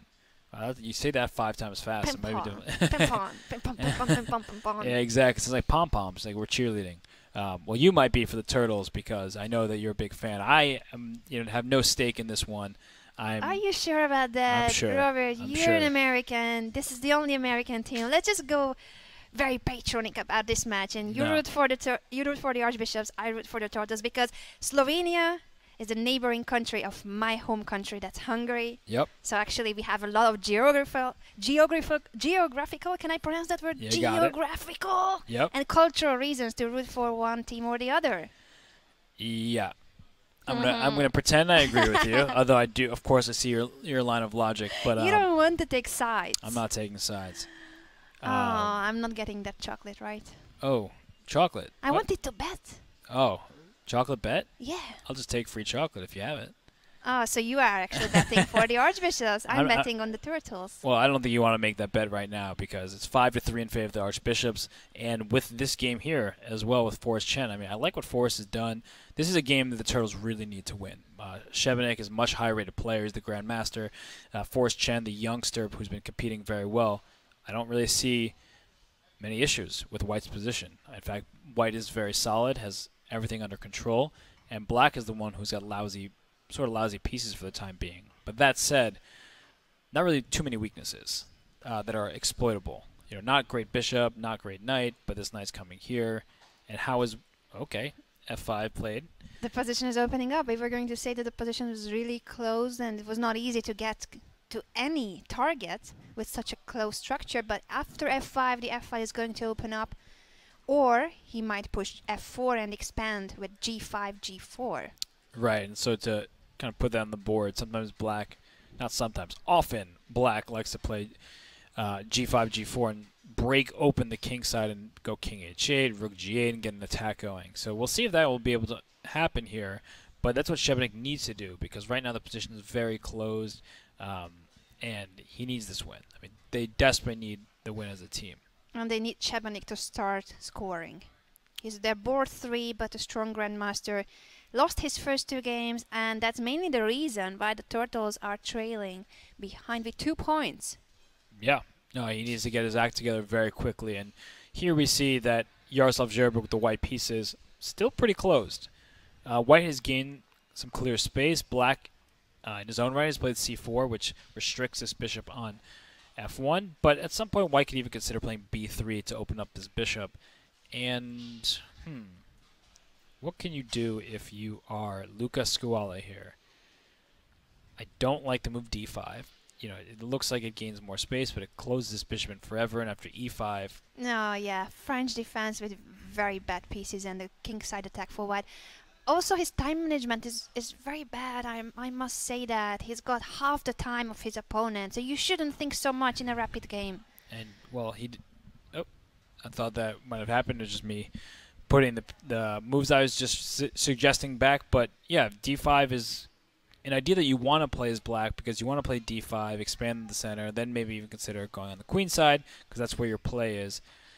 But, yeah, it's a tough decision to make, and you can't afford to go over 6 minutes down the clock, especially as a strong grandmaster like Jaroslav Žerbuk. I think we have someone who might explain these positions even better. Can I say that? No, I don't think I can say that because Robert is the best commentator I know. But we do have a star with us, VIP guest, Grandmaster Hikaru Nakamura. I'm here with GM Hikaru Nakamura. Hikaru, did you have any predictions before the Pro Chess League? Well, I mean, I think coming into this match today, I thought St. Louis was certainly the favorite in their match today. again, it seems like a lot is coming down to the first round for the Ljubljana Turtles. It seems like they've had a couple chances in the first round or two, and when things haven't gone their way, it seems to sort of fall apart for them. And I feel like just looking at the games, there was this game between Jaroslav Jerebuk and Juri Borisek, and I think once again, much like yesterday when Borisek had some chances, he failed to capitalize on them, and it seems like since then St. Louis has just been sort of steamrolling. If you were coaching the Ljubljana Turtles, what advice would you give them? I mean, it's tough because they're certainly outrated in every match, but I think the main thing kind of is to just sort of keep on trying, keep believing in yourself, and because it seems to me that they seem to sort of lose some of the confidence when things don't get off to the right start. So probably just something along those lines. But nevertheless, they still probably have some chances. So it's not. I would say their chances are better, I think, today, even considering the score differential, than they were yesterday in the third round against the Chengdu Pandas. What odds would you give the Ljubljana Turtles for winning this match? I mean, just looking at the positions right now, I think that their odds, well, just looking, I think I would put their odds at about 30%. I think 35% around there. So it's better than yesterday. If you were playing the match, would you listen to the white noise or classical music? Well, if it was up to me, I would just put YouTube on and listen to something else. Probably something a little bit less placid, something more up tempo like techno or trance, something along those lines. So the type of music the chess bros listen to? Something like that, but I think I have better musical taste than they do.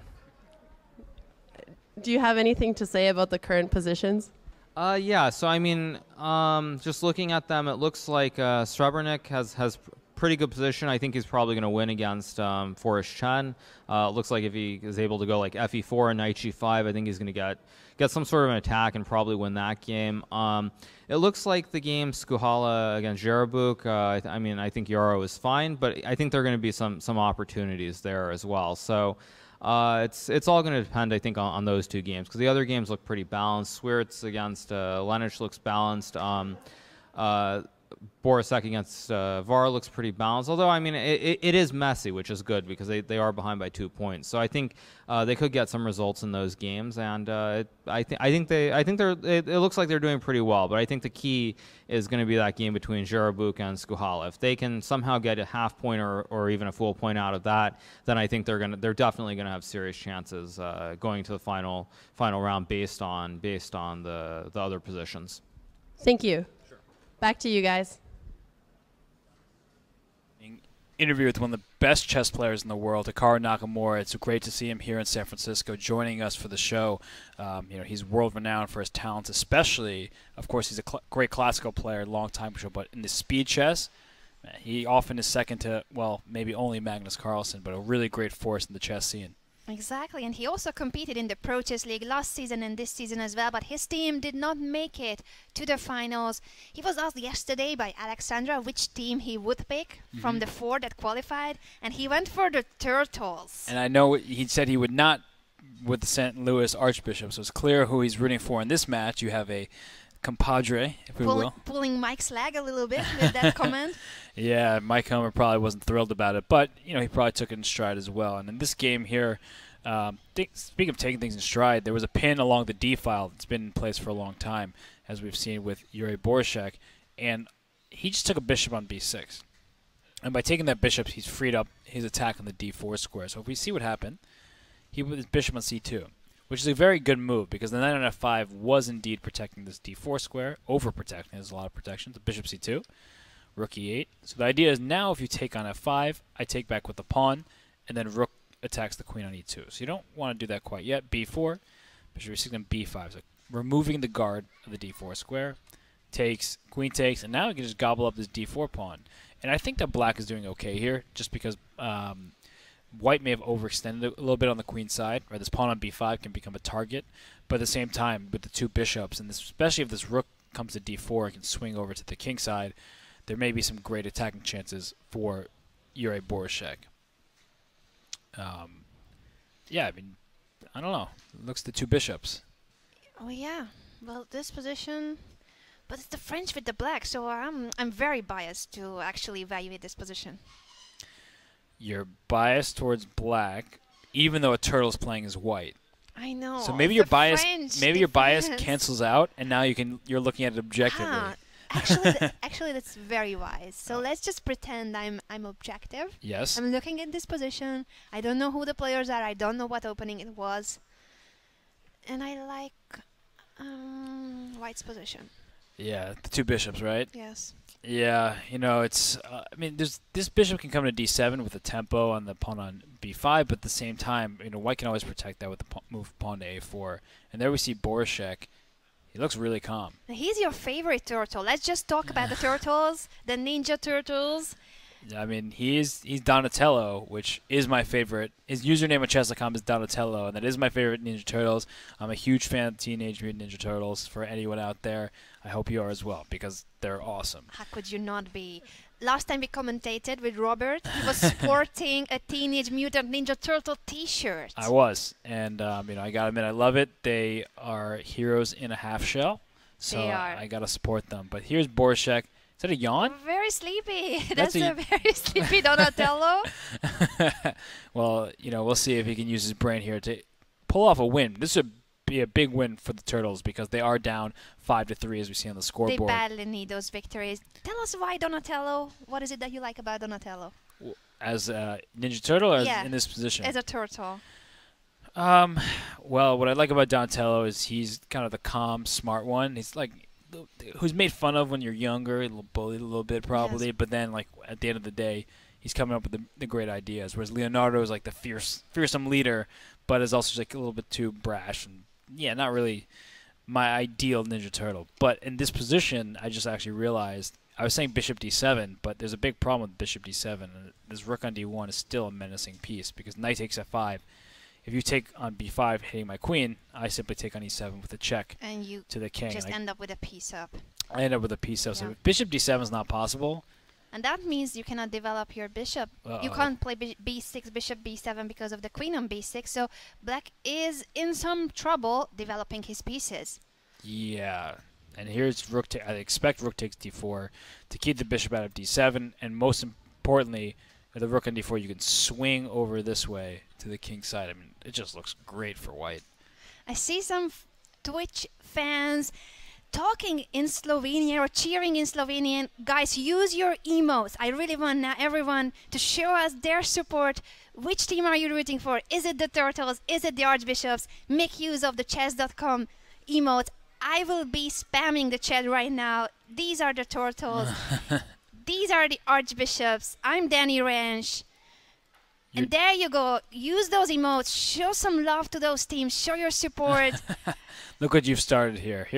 Oh, those are dogs? That's cute. Which team is the dog? There are no dogs. And the Chess Bros, of course. We all love the Chess Bros, but they did not make it to the finals. No, they certainly did not. They actually had a really tough season.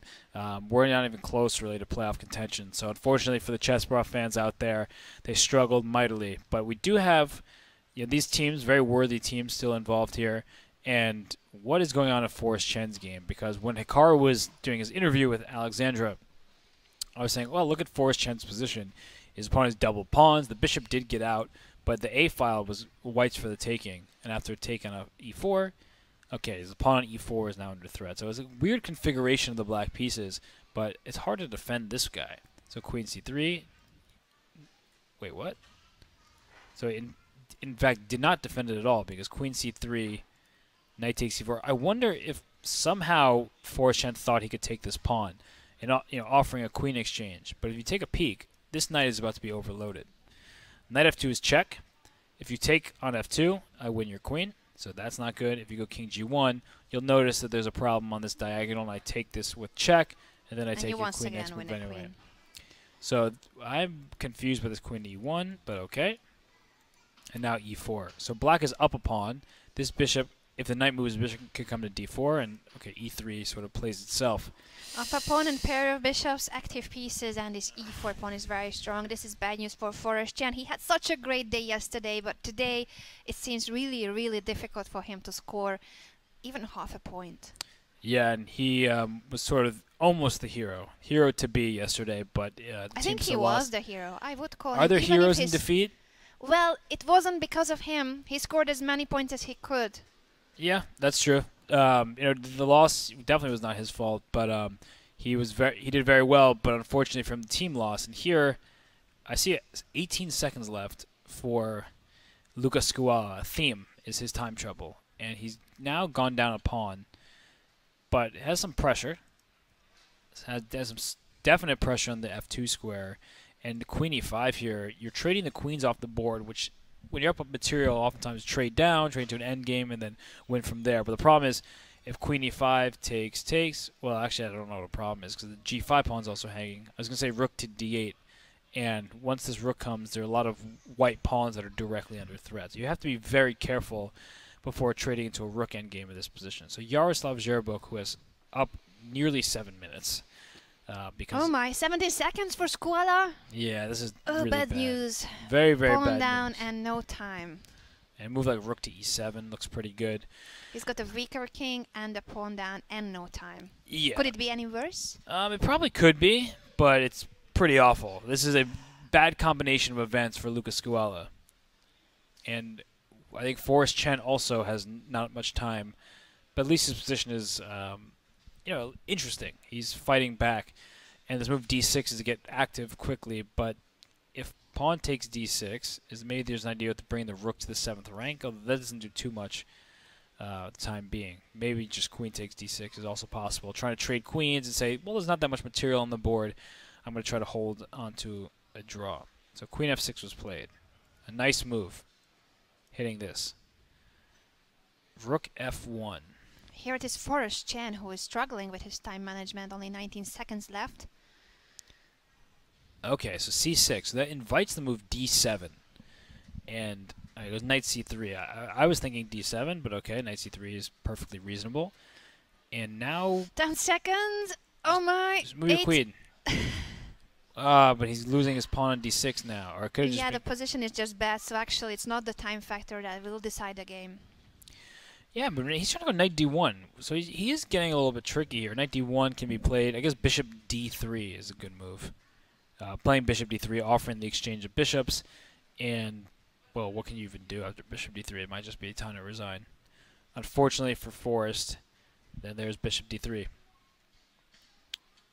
Okay, so he's doing well because this is the bishop you want to keep on the board if you're white. You want to see this bishop remain here. First game has And it finished looks on like round 3. Yaroslav won via checkmate, and we missed that one, unfortunately, but we were looking how good his position was. He put his rook on the d file and simply gave a check, and he's mating next because the only way is to stop it, you have to block it with everything, and you lose your queen. So that would have been checkmate. It's the first victory for Yaroslav in today's match, but very, very well. A very well played game, and his first 2 draws were against the top 2 turtles, so it's Yes. actually a good result for Yaroslav Zherebuk. And here comes Forrest Chen hoping for a draw. Mate but- Shabanik on camera. Yeah, with Mate on camera, he's not going to get mated because his king can just run to h6. And unfortunately for Forrest Chen, his checks are sort of running out because you go to h6. If you give a queen here, you can just bring your king up the board to, let's say, g5. So let's make sure we are live. And here comes king g5. And now, so queen f6 is very tempting. You could probably just start moving your king in. I mean, the king is very safe now for black.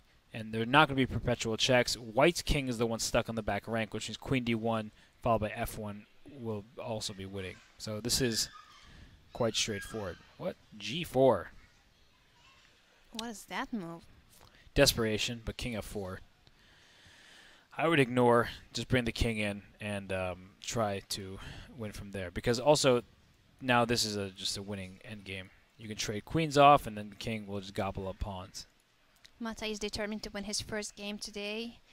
He must be having There's like cold some because he's wearing a jacket, but it's not cold here. No, Maybe but he's not feeling so well. There's some cheapo stalemate attempts if you took the pawn.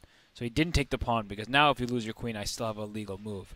If you had captured that on h3, there were some really cheap ideas that now, okay, this is a win. Get a queen. Forrest Chen, the hero of yesterday, today is struggling to get his first score, and he has just resigned against Mate Shabanik. Yes, and Shabanik. Handshake, just like in a normal classical event we have seen. even though they play on the computer, we have seen the traditional handshake that's typical in chess. Right, and unfortunately for Forrest, he was going for some desperate tactics. But if you look at the position here, the big issue from Black's point of view is his king has no moves. G1 is occupied. All these squares are protected, so you have to be careful when things like this happen. Queen E3 check, and you can, if you take the queen, it's stalemate. There's no legal white moves. If you move, and that means that the game is a draw. If the king moves backwards, you can make a move like queen to G3 with check. So that's amazing. The stalemate idea. If you capture me, it's stalemate again. And what I'm trying to do is get really funny and just take here. Love it. Okay. But you are not forcing me to take your queen. I'm not forcing you, but if you do take it, the game is a stalemate. It's a draw. White has no legal moves. The pawn can't move, and the king is, of course, all squares are taken by this queen. So unfortunately for Forrest Chen, that pawn was ignored and didn't even give him the opportunity. And once the second queen came on, that's all that Matej Šebenek needed to win. Uh-oh. Top two boards of the Turtles are still fighting. It's a 2-point gap that they need to recover if they want to have a chance in the last round of today's match. This is for the third place of the Pro Chess League 2018, the finals. Yeah, there was a great comment I saw. I didn't see who wrote it, but it's either oh, now I already forgot it. But it's either being a hero or live long enough to lose to Grandmasters the next day. You either die a hero or live long enough to lose to Grandmasters the next day. That was very funny. Here is not so funny for Varujan Jacobian because what the point of this pawn push to h5 was that at some point wants to go queen e4 and use a battery on this diagonal. And then f8 does well to cover, and maybe queen g3 aiming for the h6 pawn, but now you have to be careful about your own c3 pawn. Var's fighting well. Just a few moves ago, it looked very nice. And play bishop e3 and then h4 and kick this knight out. So e5. So you could have taken here, but that just gives white some more activity. You can play rook c1 or rook d1 and take over this this file. Instead, this happened and c4. So one more move to c5. b6 does not work. You'd like to play this move b6, but in the meantime, this rook on 8 was hanging. So e4. Good tactic. This runs right into... Beautiful. 2 undefended pieces. Yeah, that would be winning for Black. Or would it? Actually, rook d1 takes, rook d8, and... Back rank problems. But bishop b6 c5. probably... Oh, yeah. Prevents bishop c5 and bishop b7. Next move, unpinning the c8 bishop. Exactly. So just the nick of time for Jacobian, because if white could play bishop c5 next, you're winning this piece on f8. It's pinned. So e4, queen e2, and b6 now. But still, I like what Borshek has done here with a4 and next move a5. You're taking over the queen side. So I don't know, do you think that's enough for... I mean, Var has gained some space, but I don't know about you, but I think that Borshek on the queen side is just kind of barreling through. I like his position a lot. We see Jure Borshek on screen right now. As we have mentioned, he is your favorite turtle because of his handle, Donatello. And it's not by coincidence that his teammates gave him this name. He is supposed to be the smartest turtle on the team. He's got a PhD in biomedicine. As far as I know, he in Slovenia is Dr. Jure Borshek. Wow. I mean, I already respected him a lot, and it doesn't really change much because I had held him in high esteem, but that is very impressive. So we see that Dr. Jure Borshek is, well, he's trying to put on a clinic here on the queen side, showing that 3-on-2 majority on that side of the board can lead to a victory. And queen e7 by Jacobian is to get the queen away from the queen side and also, of course, to attack this rook on b4. But, Anna, can't you just go c5 now? Saying, okay, I would love to capture on b6, but very, very importantly, this rook on b4 is coming for this pawn on e4. So right here with the rook on b4 coming for the pawn on Look who is e4. live streaming his way to the broadcast. Danny Range with a bottle of what? Yeah, a bottle. That was a bottle of Wodka. That was a bottle of Wodka. And so here, but after c5, right, the rook's coming into the e4 square, and that could be quite problematic for Var Jacobian as the next move, can protect this pawn on c5, and if you let me keep pushing, that's problematic. So c5 was played. Queen h4, take, and I guess the idea is to play bishop g4, and to sort of go after my h pawn and maybe launch an attack on the king's side. But somehow I don't believe in this. Bishop b6 is a good move. Now rook takes e4. Rook takes e4 is a very good move. You just simply take the pawn off the board. Okay. Or not. So I really liked rook takes e4, but nobody listens to me. We all listen to you. We all listen to you. Yeah. Robert. I mean, but This is pure wisdom. That you are just no. It's free masterclass by Robert Hess this weekend, both Saturday and Sunday. Also, the finals later on today at 2 p.m. will be covered by Robert and Danny, who is right now. Was that Twitch live? Where is he live streaming? He's using his personal account for some behind-the-scenes live footage. So check him out, but don't leave us. Just check him out in a different tab, or different window, or other device. I would recommend not checking him out because his ego is already very high. And, on a serious note, though, I mean, look at Borshek. This guy is back with a vengeance. We talked about Dariusz Svirch earlier, who had some trouble yesterday, as did Borshek. I mean, what? Isn't that a rook? It is a rook. What's the point? Bishop takes b8. What is that black wants? Knight f3 check. G takes, bishop takes, threatening mate on queen h1. But I don't believe in that. Right, because knight f3 check probably will happen after takes. This queen comes to h2, and this bishop drops back to g3. So once you give me a check, okay, I can run to f1, but why not just block with the bishop and try to get a queen? So Yuri Borshek is keeping his team in the match because they're down 6-4 at the moment. Well, this match could actually get them closer to a tie. 8 seconds for Agobian, and he's down a rook. And rook to e6. I guess the idea is to go to g6 and try to get some sort of attack, but it's a phantom attack. This is really desperate already. The b7 pawn with queen, so he just needs to move the bishop back and threaten b8 promotion, or queen h2. And then very, bishop very back. well pointed There out. it Queen goes. h2, even more simple. Get rid of the queens, and there's no attack for black. Yeah, I just put this bishop on g3. You're getting a second queen, and I mean, This is game over. I think Var will resign in this position. This was a very important game for the Turtles to actually get back in the game, get some chances for the match. Rook takes g4. This is a pin on the b1, h7 diagonal. Everything wins. Okay, this has been weirdly predictive so far, and he won on time, but I don't know. I feel like every single move was coming to the board here. So well, you told us that he's your favorite turtle. And there it is, GM Donatel. That is Yuri Borshek having a phenomenal day. And let's go over to the game between Dariusz Svirch with the black pieces playing Luka Lenic, because Luka with white, if he wins this game, we'll see a 6-6 tie. And how exciting would it be to see this match going to the fourth and final round of the third place match? Seeing that in a tie, if Dariusz is able to win this with the black pieces, they'll be up 7-5. It's a pretty large lead. So not that I'm rooting for a player, it's more of a scenario. I think that it would be really cool to see this match be very close into the final round. I see some Turtle fans now cheering in the Twitch chat. Let us know which team are you rooting for. Use those emotes that Chess.com provides you once you subscribe. I will now spam once again the chat because I love emotes. Here they go. The Ninja Turtles from Ljubljana, one of the smallest capitals in Europe, facing off against the St. Louis Archbishops, and that is the capital of chess in the world, St. Louis. Yeah, St. Louis has a brilliant chess establishment there. They have a great chess club, a great chess team. They have a lot of scholastic chess. They've been promoting it. And, of course, St. Louis University, which the player we're seeing with the black pieces. He goes to St. Louis University on the chess team.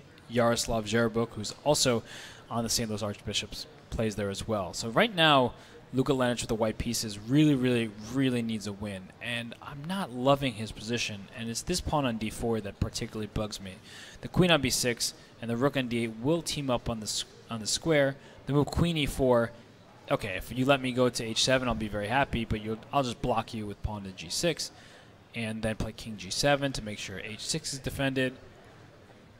And what I really think is determining this game is this knight is very bad on a3, and this queen can decide to come to b4, to b3, and a queen trade definitely will not help white if my pawn can come to the b3 square.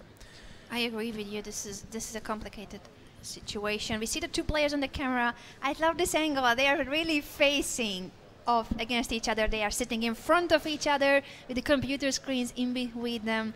So this is actually how it looks in the playing venue as well. So g6 was played, and queen back to d2. So the attacking the pawn on h6, queen b4 here forces an exchange of queens, because by playing queen b4, you're attacking knight on a3, you're attacking the queen on d2, and you're attacking the rook on c1. And a move like, actually on e1, queen c1 is bad because I can, 1, gobble up this pawn on d4, and 2, I can play a move like rook c8, further hitting this queen. And just uncomfortable position for white. So queen b4 is tempting, but maybe black would like to keep the queens on the board to make use of the fact that this bishop on b7 is also a very strong piece. If that knight can go to the f4 square, for example, there ought to be problems. So queen b3 played. And, okay, so got to consider the consequences of a sacrifice on first queen h6, then bishop takes g6, just trying to blast open the black king. I don't think it works out. Ooh, this is ugly. That's looking bad for Luka Lanic. Those of you remembering, he did beat Magnus Carlsen in the Pro Chess League with the black pieces. Phenomenal job by the top board of the Turtles, and he's also the #1 player in Slovenia. He is. And what a move, because knight takes b1, he's intending to meet it with knight to e3, knight to g4, knight to f6. So for example, just to go through this kind of quickly, I could still go knight f6 check. Your king has no moves, and once you take on f6, e takes, there's no stopping That's queen to a beautiful g7 mate. motive, and the queen, the black queen is not on dark squares, it's not on a3 or b4. Right, but after knight b1, knight e3, there's, I think rook takes d4, covering the g4 square. So if knight g4 I take, you take, and then, well, I don't know if I can start pushing my pawn, but I can also then move my knight back into the game as well. And yeah, I have to be a bit careful, but it seems like black is up material with very good chances to win. So he took, so knight e3. Here's everything happening. Is f4 possible? The problem with f4 is you expose the g2 square. So rook c1. There's no time for Lanic, and he's a piece down. He has to prove that there's something for it. But after the c5 being blocked, this looks just like game over. Yeah, I think you can just ignore everything and play a3, a2. What else can you do? Queen b4, perhaps? The idea behind queen b4 is play rook h4 and kick this queen away. Okay, a3 makes perfect sense. Yeah, you're not in time, because what you need is to go rook h1, king g3, or whatever. Put your pawn f3 and deliver a checkmate. But here a3. Okay, looks pretty good. No, queen b2. That's it. And if you take my knight, I'm going to get a queen. Queen d5 is also good. The point was that there was a checkmate threat on g2. So f3, knight b1, queen a7. And next move a1, queen. This is game over. Game over. So Darius Svirich with a huge win. Is he 3-0 now if he wins this game? I think he's 3-0. Yes, it will be his 3rd victory. Wow, and you hear the crowd clapping for him. Amazing job by Darius Svirich. Applause for the Archbishop's player, Darius Svirich. He yesterday unfortunately lost the game that decided the match in favor of the Eagles. Yep. So they lost the match in a very painful way, with him being the last person to finish that game and lose that game. Yep. In that sense, his team lost because of the game. Of course, it's never like that, but this is how it makes you feel as a player. Absolutely. Today, he's proving that he did manage to sleep. He did manage to forget about that match. He's 3-0. He has won 3 games so far, just beaten the #1 Slovenian player, Luka Lanic, who did a phenomenal job yesterday against the Pandas. Yeah. Amazing. So that is once again a 2-point difference between the Archbishops and the Turtles. 1 more round to go. Yeah, he puts his team up 7-5, and that would have been a 6-6 tie had Luka Lanic been able to win that game. But instead, Darius Svirich with the black pieces, 3-0 on the day. He's recovered from yesterday. They say no pain, no gain. It looks like he, went through a painful day yesterday, and he's a chess player. He lives, he learns, and he, like you said earlier, you use the lessons you've taken from past games where you may have gone down in defeat, and now he's turned his day into a perfect one. And Sunday, fun day, and he's having a good day today. So he is certainly having a good day. Another player who has turned the table is Jure Borishek. He Yes. struggled yesterday, and today he has already scored 2.5 points One more game left for him, but you know what? In the last round, it is Dario Schwiertz versus Jure Borishek. Uh-oh. So I don't know who to root for. Nobody, because I'm not rooting for anybody. But your favorite turtle is Donatello, and you are also rooting for the Archbishops. I can understand that. I'm not rooting for the Archbishops, Yes, but you are. it seems like we have to be taken away from our banter and head over to Alexandra, who has an interview. I'm here with Grandmaster Jure Borishek. Jure, you won a very critical game for your team this match. What was the critical position? I don't know. I think that crucial was that I was ahead on time. I played some rare variations, so my opponent spent more time in the opening than probably would in any other case. And yeah, if you're ahead on time, it really helps here. Did you have any opening preparation for the Jacobian game? No, not really. I think I prepared this line for, I think, a few years ago for some player, and now I just remembered over the board that I can play something like bishop b3, knight c4, and I can somehow manage to get d4 pawn back, and I just went for it. St. Louis only needs to score 1.5 in the next game to win the match. Is this going to change your strategy? You guys are obviously going to have to push for some wins. At least this is a better situation for us than tomorrow. So, of course, we will try to win it, but it will be tough for sure. Is it going to change the type of openings you will play? I cannot say right now because my opponent has now a few minutes to prepare. Good point. Who do you think is the best performing turtle on the team? Oh, probably still Lenich. Thank you. Back to Anna and Robert. Well, here we were talking about how hungry we were while we had, well, what you consider my favorite turtle, Jure Borishek, and he's had a great day. And an interesting point he made about the preparation. It wasn't specific for Varujan Jacobian, but he remembered it from the past. And as chess players, we know that it may not come in handy for a day, for weeks, for months, but sometimes years later, some intensive opening preparation can be used against a very strong player. And that's when it's good that if you remember what you have learned. But of course, at this high level, this is what happens all the time. So definitely, it was not a preparation for this game, but he did prepare these variations. And as he mentioned, the key factor was the time management. Having more time on the clock in rapid chess, in blitz, and especially in bullet is key. Yeah, it's definitely key. But with that, speaking of time, we're going to take a little bit of a timeout, but we will be back in a couple minutes with the fourth and final round of the third place match here at the Pro Chess League playoffs. Grandmaster Var Jacobian, board 1. Grandmaster Jaro Zerbuk, board 3. National Master Forrest Chen, board 4. Grandmaster Alejandro Ramirez, team coach. International arbiter Mike Kummer, team manager.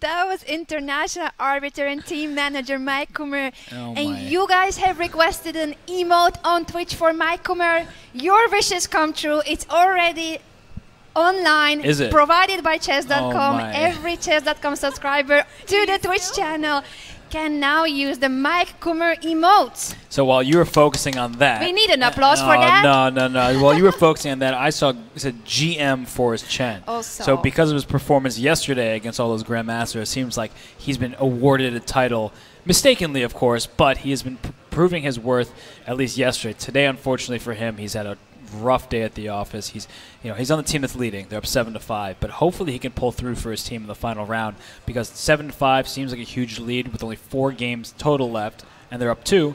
If he just scores 1 point, they're at the very least assured of a playoff. So that is true. So it's one more round. This is for the third place at the Pro Chess League finals. The match between the Chengdu Pandas and the Armenia Eagles will begin shortly at 2 p.m. Pacific time. Currently, it's lunchtime here in the VIP area, and we are missing on it. Yeah, I heard there's but falafel, some shawarma. Okay. So, I mean, I'm very hungry. But the game has gotten underway here between Varujan Jacobian and Luka Lenic. So Var has the white pieces, the board 1 matchup, kind of the all-stars of both teams, if you will, because Var just suffered a pretty bad defeat. I mean, not bad. He didn't play badly. His opponent played very well, Jure Borishek. And Luka Lenic, well, he also... does not have a perfect score either because he ran into a He ran into some brick wall, huh? Against Dariush Svirch. I'm like losing my mind here trying to remember who's who. It's okay, it's a lack of food. It is a lack of food, losing the energy. No, actually, I always have energy. My mom has complained about that since I was a kid. So queen takes c3. We're in a pretty typical Nimzo Indian defense. Lenich with the black pieces trying to stop Vorokobian. And Anna, I mean, so far very, very normal. This knight e4 move, saying, what are you going to do with your queen? Because normally you retreat back to c2, and black plays, okay, I was going to say black plays c5, and there goes c5. And typical in this opening, black seeks quick counterplay, because in the long term, white has this advantage of having the two bishops.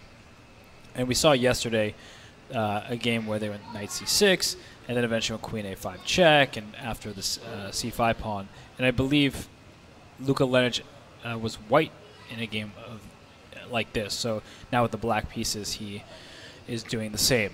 And so so the point is that queen a5 check to regather the pawn on c5. After queen a5 check, let's say you make knight f3, queen a5 check, the move b4, which you'd love to play, attacking the queen on a5 and protecting your pawn on c5 is impossible because you always have to see which pieces are unprotected. Here with the rook on a1 undefended, knight takes b4, pawn takes b4, and there is a big problem on a1. Certainly. That's a very good pro tip, to always watch out for the undefended pieces, and that allows this beautiful tactical motive, knight takes b4. We have so many people working so hard. I would like to shout out to everyone promoting this event, US Chess as well. We have an amazing photographer, and I believe we are going to be portrayed soon. I hope that the picture will turn out well. Well, I feel sorry for the eyeballs of everyone who has to see me on the camera here. But, we do have to thank everyone involved. And there's so many names, impossible to name them all. But we really appreciate everyone's efforts, from the people making sure that the games are going smoothly, the graphic designers. I mean, there's so many people that are involved to make this success. And also the fans, right? Certainly. The first time we, fans online, live and cheering on site. You'll see that in come the finals. I really believe come the finals, hopefully people get their act together and start yelling. And it's hard, right? It is hard because it's such a tough mental sport. But I was yelling yesterday when I was off air, so you couldn't hear me because you were too busy doing the commentary. But I have no problem yelling at the players and being like, why are you playing so much better than I would? And, okay, Vorokobian plays e3 here. Yeah, just to clarify, those of you asking in the chat, when you see an emote spam by Danny Ranch, that's me. I'm handling his Twitch account right now, so it is actually me. So should I start calling you Danny? Yeah, please. Or Daniel, because I believe his account is Daniel Wrench. Daniel. So formal. I know. Well, we're co-commentators. We have to be formal. And that's why he calls you Bobby? Oh, you had to bring that up. I don't know why he calls it. My mom didn't like it when she heard us doing commentary. I know it. I agree with your mom. Your name is Robert. Oh. And that's what you prefer. See, you know the right way. Agreeing with moms is always the right way forward. Of course. So Var has entered this position with taking on d2, and this is what happens. Yes, pawn takes c4. The point is, after queen a5, knight a5, this knight actually protects the pawn on c4. And rook c1 going after the pawn, black can make this move pawn to b5. And you could take en passant. Remember, if a pawn moves 2 squares and there's an enemy pawn in the 5th rank, they can capture en passant, and then you play move like bishop to b7. And oftentimes you get the compensation in the form of the bishop in the long diagonal and very quick activity for black. So let's see what Var chooses to play here, because I believe queen takes a5 followed by rook c1 is quite standard. You can, of course, take on c4 right away and play like that. I'm looking at the cameras as well. Of course, the cameras that I see, so I'm not sharing it with you guys. I would like to figure out if the turtles feel any sort of tension. I see Lucas Kuala looking up at the projector, which means that he wants to know how are his teammates doing. Of course, it's crucial. They need to recover from a 2-point disadvantage, which is really difficult. So once the archbishops get 1.5 points from 4 games, they win the match. Yeah, Lucas Kuala looking a little impatient over there. He's really ready and trying to get his game underway, but unfortunately for him, he has to wait a little bit as the games are indeed staggered, and that way you can avoid having all games in time trouble at the same exact moment. But here we have Dariusz Svirch with the white piece against Jure Borishek. And you mentioned this is kind of the big matchup of the round because Svirch is 3-0. Borishek is 2.5 out of 3 and had that great win over Varakobian. So with the black pieces, Borishek is going to try to counter Svirch, and we already see an isolated pawn. So I don't know about you, but I always love facing the isolated pawn. I don't like having it. Me too. I'm a very classical in this sense. I see it as a weakness, even though I know how dangerous it can be. Right, and the pawn on d5, you know, one of the issues and why it can be dangerous, in fact, is because you know you have to go after the pawn, but sometimes you spend all of your time and resources and effort just going after it, and you forget about, for example, let's say you castle, and you castle, the h2 square, for instance. Yeah, you have to keep an eye over here, because if you start moving all your pieces towards the queen side, you have to be careful about things happening on the king side as well. So you can't have tunnel vision, and that's a big problem for many players. Is they focus on one idea and one idea only. And in fact, even with my own students, they focus on their own ideas, but don't take their opponent's ideas into account as well. That's so important. Once again, so much wisdom from Robert. We all love Robert's commentary, and you guys should take notes. I mean, do people even know what pen and paper is anymore? I mean, I guess they're already on their laptop. I'm already taking my notes. Well, they're already on their. Do not forget about the opponent's plan. Well, I actually am watching you take these notes, and I'm about to rip up the piece of paper because, you know. It's a very important piece of paper. I have the Twitch playlist on it, and now your wisdom. Well, I appreciate it very much. But 3 exclamation marks quotation by Grandmaster Robert Hess. Can I get a signature? Maybe later, but here in this... with pink, please. With pink? Okay. Can we get the camera back so that Robert signs? I'm not going to sign it. If the camera's here, I don't know if I'm going to sign it. Because as soon as the camera comes back... I'll make you sign as the camera comes back. No, I don't think it's coming back, thankfully. But we have these games underway as well. We have Yaroslav Zherba with the black piece against Mate Shebenik, and Yaro has decided to capture on c4. And it's funny, when you used to call him Daroslav. Yeah, I mixed the two, Yaroslav and Darius. Yeah, they are 2 in 1. And they go by Daro and Yaro, and they're teammates and good friends and go to Daro. university together. So I can understand the mistake. And here, he decided to capture on c4 early, and Shebenik went for the early queen a4 check to take back on c4 as quickly as possible. And in previous games, we've seen the bishop come to c6. And in fact, yesterday, we certainly saw a game where a c5 was played. And the point is, you can start going after the bishop on d7, but it's a big commitment. Like, you have to spend a lot of time doing it. Black starts developing kind of quickly. One move is queen c7, but you can also just decide to play a move like knight c6 and develop. Yaro on the screen with his blue t-shirt.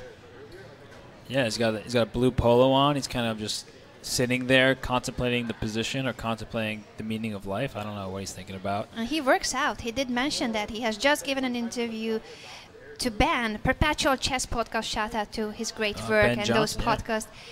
He did mention that he struggled before at chess events because of running out of energy after a couple of rounds, and he decided that he should do some cardio. He does work out now in order to get better in shape and in order to actually last through those very long classical tournaments, 9 days, 10 days tournaments. Yeah. No, I mean, it's very important to keep in pretty good physical shape for these type of events because they're taxing. They're very taxing on the body, on the mind. And so being in tip-top shape is very helpful. And you'll hear a lot of the top players talk about that. And Yaro is playing something that I'm not too familiar with. Queen d7. Queen takes c4, now queen c6. The queen trade is forced now. Because if you want to move your queen, let's say to h4, you can, except there is a checkmate in one move. Queen takes c1. Undefended bishop, check and mate. I love it. So queen c6 forces the queen exchange. Now white has to decide, how do you want to trade? You can play b3, with the idea being if you capture me on c4, maybe, I'll put b3 first.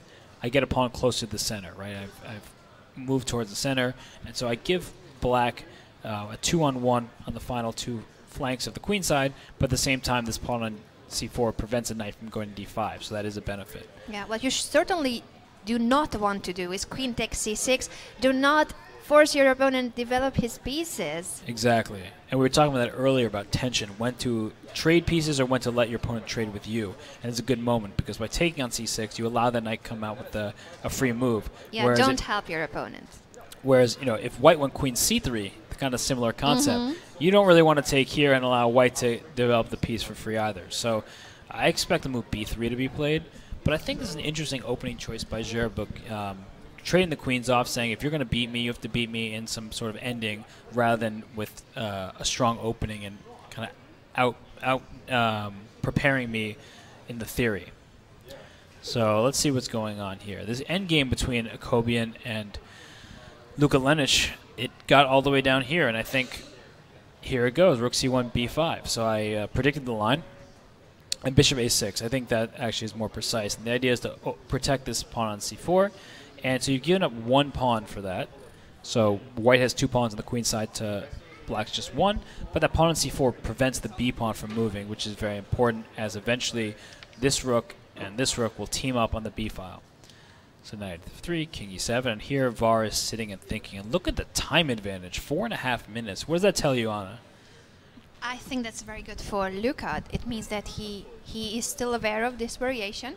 He went for it on purpose, and he's showing confidence, which is important after how the previous round went for Luka. Yeah. Losing to Dario Schwierz, that's certainly not something that he was happy about. Yeah, and with the black pieces and with the 2-point deficit, I don't know if this game is necessarily must win, but it's important for him to keep options open. You don't want to just liquidate and have an immediate draw because that puts your teammates in a difficult predicament. Here, with the black pieces, okay, he's down a pawn, but the idea is so straightforward. Rook b8, rook b7. You do have to be a bit careful. And the reason I say this, let's say I make a move bishop to e2, and you play rook to b7. Now I can make this move pawn to b4. And that's a very sneaky tactic. And normally, right, the whole point is that you could take en passant. But by taking en passant, you actually give me a bishop on a6. So that rook on a7 was doing very well to defend that square. Yeah, and we like free stuff.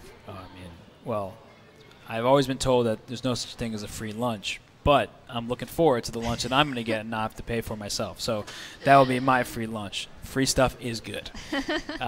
So yeah, I think you have to start with this rook to b8 before you move the second one. Because let's do that again with bishop e2, rook to b8. If you put your rook to c2, now when I go rook a to b7, b4 doesn't work so well because when I take en passant, right, once you move 2 squares and my pawn's in my 5th rank, I take en passant and notice that pawn hits the rook on c2 as well. So that would be a very bad decision by white. So he's sitting and thinking. We have some progress in the Schwierz versus Borishek game, and, well, went after that d5 pawn that we all hated. And by all of us, I mean us. The 2 of us at least. That's all of us. That's all. In terms of the commentary booth, we are 2 people here sitting next to each other. Your opinion is the only one I need, so that makes Robert, all. Thank you so much. The same about your opinion. Well, how do you value? Okay, materially, white is up a pawn, clear. But how do you estimate black's chances? Because you're down a pawn, but have so much more activity. This bishop can't get out to d2 too easily. So, do you think that white is even better? I think that black has enough composition because of the active pieces, but before we go further into this position, we have an amazing interview, and the guest is going to be someone you guys love or hate. Depends on your opinion. It's Danny Rensch. Here with Chief Chess Officer, International Master Danny Rensch. Danny, you've put in a tremendous amount of work into this event. How do you see chess streaming developing over the next couple of years? That's a great question. Yeah, there's been a lot that's gone into this event. I'm secretly going to be very happy when it's over so we can focus on some of the other bigger picture goals we have for chess streaming on Twitch. And we just want everybody to consider having a chess channel and to stream. And I mean, the goals sound pretty ambitious, but literally every human being on the planet. No, I'm kidding. But just to continue to grow chess, and our goals are to provide tournaments and provide opportunities and really to create an environment and an ecosystem so that there's a clear path for people to go from streaming their ideas to having a huge channel with lots of followers and all kinds of stuff. So that's our goals. Can you tell us a little bit more about the Twitch partnership? Yeah, I mean, I think the obvious thing is that it was a marriage of us and Twitch, and we both looked at the potential of chess and seeing events like the Pro Chess League, like the Speed Chess Championship, that bring in a lot of people and viewers on a platform that has been historically known for just video games. And I think as chess showed that there were a lot of people that maybe wanted to tune in and watch, it was an interesting idea to basically just combine our efforts to get more people streaming, create bigger and better events, and to try to grow it as a use the word esport in the online streaming culture, that there would be a lot of people that would look at chess as in a much more modern light, a different light than how it's normally thought of. And not to say there's anything wrong with the vision of the strategic symbolism of chess as a really high level game, but there would be more to it than 6-hour broadcasts where we're trying to think of things to talk about, find a format where there's always something to talk about, nonstop action. And so that was kind of our idea to come together. We both have the same goals, and we think that chess has a ton of potential. So, did you initially face any skepticism about chess actually being able to become an esport? I was probably one of the few people who thought that it would just 100% be a good idea. I think I was skeptical at first how many people would tune in. We were lucky and fortunate to be in a position with Chess.com where we were using it at first as just a new way to bring chess to people. Like, we have videos and articles. It was just an idea, and the goal, if we get more people playing chess, it was good for Chess.com anyway. So I don't know if I ever thought that it would get to the point where, you know, we've brought in as many as 40,000 viewers at once, and for the SCC, and so did I ever think there would be that many people watching? Probably not. But it's been a pleasant surprise, and a lot of people seem to like it. That's a great answer. I know you missed commentary, so do you want to tell us what you think about the current games right now? The game between Akobian and Lenich reminds me of a tough position that Robert Hess got into against Hikaru Nakamura at the Title Tuesday. A pretty tricky position for Akobian on the queen side, despite being up a pawn. So Robert's going to like me mentioning that. The Schwierz game against Borashek, I don't know. I mean, looks like White's up a pawn, but again, it's kind of similar. We have a theme actually in both games today where White is ahead material, but having some development issues in both those games. I think I like Black in both of those positions, to be honest. So that'll be interesting, especially if we can see if they convert that, Lenich and Borashek, and if they can do okay against those top two players, maybe this match isn't over actually. So we'll see. What are you up to next? Are you going to be watching or going back into the commentary booth? I'm going back up. I'm going to start with Hikaru first and foremost. He's going to be joining me. We're going to do a quick recap of this match, and then we're going to do a preview of the finals between Xiangdu and Armenia. So we're going to get all of Hikaru's thoughts and breakdowns on what he would do in a match like this, and talk to him about the psychology. So everyone should definitely tune in for that. And then after Hikaru, it's me and Bobby with the finals, and it should be pretty exciting. Thank you. Back to Anna and Robert. Well, Anna, he was just taking digs at me one after the other. First, he mentioned my game against Hikaru from the Title Tuesday, where Grandmaster Hikaru Nakamura did not beat me. I did manage to hold a draw, but I had a tough position. And then calling me Bobby when he knows that my mom does not like it when people call me Bobby. So everyone now is going to call me Bobby, but I don't really mind that much. Anyway, about the position that he was making fun of me for, Anna's another one of those positions where Black is down a pawn, but has clear compensation. So how do you rate Luka Lenich's chances in a position like this?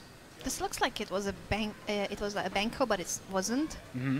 With the typical, well, it's not exactly the same pawn structure, but in the sense that there's a pawn missing from the queen side of Black, but you have semi-open A and B files and active pieces to compensate for the lack of the pawn. Luka Lenich on screen now. He is also wearing a jacket. Are they cold there? Some of the players are just in short sleeve t-shirts, and Luka Lenich and Matej Šebeník wearing their coats. Maybe that Warrior match was actually like a really long match and really long night. Was that? I don't know what they were up to, but right now they're up against the wall because they're down by 2 games. And Luka Lenich here with the black pieces, he's calculating the concrete variation. Bishop takes g2, rook g1, and then I think bishop to h3. And this is typical, right? I don't know, if you try to take me on g7, I'll give you a little tickle on b1, bishop to f5. You have to block my bishop, and bishop g6, and your rook does get trapped here. So that's not the transition that Akobian would want to see. So after bishop g2, rook g1, I don't really know what you're doing after bishop h3, because if you try to take me, first of all, rook takes a3 is possible, because your rook on b1 is undefended, but also just bishop f5. I'm attacking your rook, you have to move it, I simply take on b2. Is it just me, or is black doing really, really well here? I think he's doing very well. He's very focused. Every half a point matters. The archbishops only need 1.5 points. Once they get to 8.5, you see the score up there above the head of Luka Lanic. Once the St. Louis team gets 8.5 points, they clinch the 3rd place of the Pro Chess League finals. Now, what does that mean for the Turtles? Yesterday, Hikaru was mentioning that he thought that when the Turtles were trailing in the match against the Pandas, he thought that they did not take enough risk. They were not taking the risk they should have in order to save the match. But in this situation, when your opponent only needs 1.5 points, you can also not just go crazy, because maybe that will be the game that you lose by risking too much. Exactly, and I was actually just pointing out here that a variation I was talking about with bishop takes g2, if you go for this line, white can start with e4, saying, I'm going to trap your bishop here on h3. So actually, like you said, sometimes you don't want to take a risk, especially if your teammates are doing well. So this happened when bishop back to d5, simply defending this pawn, e4 and bishop c6. So you can take this on g7, and I'm trying to think how, I guess rook g7, then you'll meet it with pawn to c3. And you're giving away this pawn because you go through a lot of trades, you take on e4, put your bishop back on g6, and all of white's pawns are disconnected. They and they're not pretty. Very ugly pawn structure. It could barely be worse than this. Yes, I mean they don't protect each other, and as I noted earlier, pawn's best friend is another pawn. So, shall I take notes of that? Yeah, I should. No Pawns, notes. Pawns are the best friends of pawns. Yeah, I come up with cute little slogans sometimes. So here, what in the world? Look at this game. So we're talking about the compensation for the pawn, right? And it looked like the very active pieces. Knight c2 happened, rook b1, and then knight takes b6 first, e4, and then knight takes a3, saying, okay, you can feel free to capture my knight on a3. I'll capture your knight on c3. Even material, but better for black, because the pawns on the queen side, 2 against 1, that favors black, especially if the rooks get traded. In an ending, this king will have to run over to the queen side. These pawns will be used as a decoy, because once the king runs to the queen side, this king will run towards the center, and with the 4-on-3 is not actually an advantage if your king has to run all the way away. So a lot of arrows in that position, but instead rook to a1, and now knight c4. So a7 is hanging, as was captured. What's going on here? Can black take advantage of this undeveloped bishop on c1 and this active knight on c4, or is there nothing concrete, and that means that white is just happy with the rook on the 7th rank? It's a great question, right? Because that bishop on c1 is tied down to the pawn on b2, and my first instinct is what happens after it takes and rook d2. Now you're attacking many pieces here, so you're threatening essentially because bishop takes knight and rook takes. So for example, bishop a1, I take your knight, you take my bishop, I take your bishop. We're all happy in even position with opposite colored bishops. Now the problem is, white can get away with bishop a3 because white's temporarily up a minor piece, and I'm attacking a rook on the f8 square. And with that in mind, that looks like I'm getting out of it. Although maybe I could just still go rook c8. I mean, so many pieces are under attack. Too much is going on. I know, so many pieces are tied up. There must be something concrete. I feel like there is something.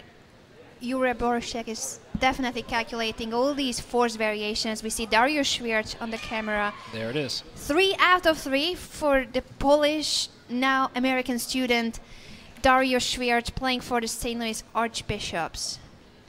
Yeah, I mean, Borshek with the knight takes b2 try, and I don't think Schwierz is in any trouble here. So I think that this game with proper play should probably be level. I mean, unless there's a tactic that allows Schwierz to go ahead, I think the position should be fine for black. But let's check out some of these other games. We get down to the Jacobian game. Not much time for Jacobian here. And he's not even up a pawn anymore. So what happened? Oh, that's way back. We were looking at this position, and he just lost his pawn. So instead of going c3, which would have allowed white to be up a pawn, but despite the ugly pawn structure you said, just put rook to b7. Simple move. Give me that pawn. And all right. So knight c4 is possible, but then there's bishop b5. Oh, beautiful. The e2 bishop is died down, so the c4 knight cannot move. Yeah, and then if this happens, I guess everyone can trade on the c4 square. I take on a3, and only black can be better there, but it should be a draw. So I expect this game as well to, unless there's some kind of tricky stuff going on, it looks like this game f3. So what do you do? I mean, this pawn on c4 is not going anywhere, so I guess you can just leave it there forever. Bishop to b5, protecting the pawn. Yeah, very well protected. And if you take on c4, eventually this pawn on a3 is gone. But now you can't really take on c4, or at least not so easily, because if you take with a knight on c4, I'm going to sacrifice my rook for your bishop, you take, and then I'll take away your knight. Yeah, and two minor pieces in this position would be better than the rook. Yeah, and so bishop takes c4 was played. I guess maybe you can try to play for a win like this, but it doesn't really feel like much. I mean, it's something. I would try this, right? Just given the match situation, you have to mix things up a little bit, and maybe knight e5 is a good move, but still, it's good to have some sort of imbalance in the position. In this case, there's this h-pawn that maybe can go. Luka Lanic should definitely aim for this, and he's also up on the clock, so he's got 4 minutes versus 1. Luka Lanic on the screen right now, and this could be a crucial game if he manages to beat board 1 of the archbishops, Var Jacobian. That could actually be a glimpse of hope.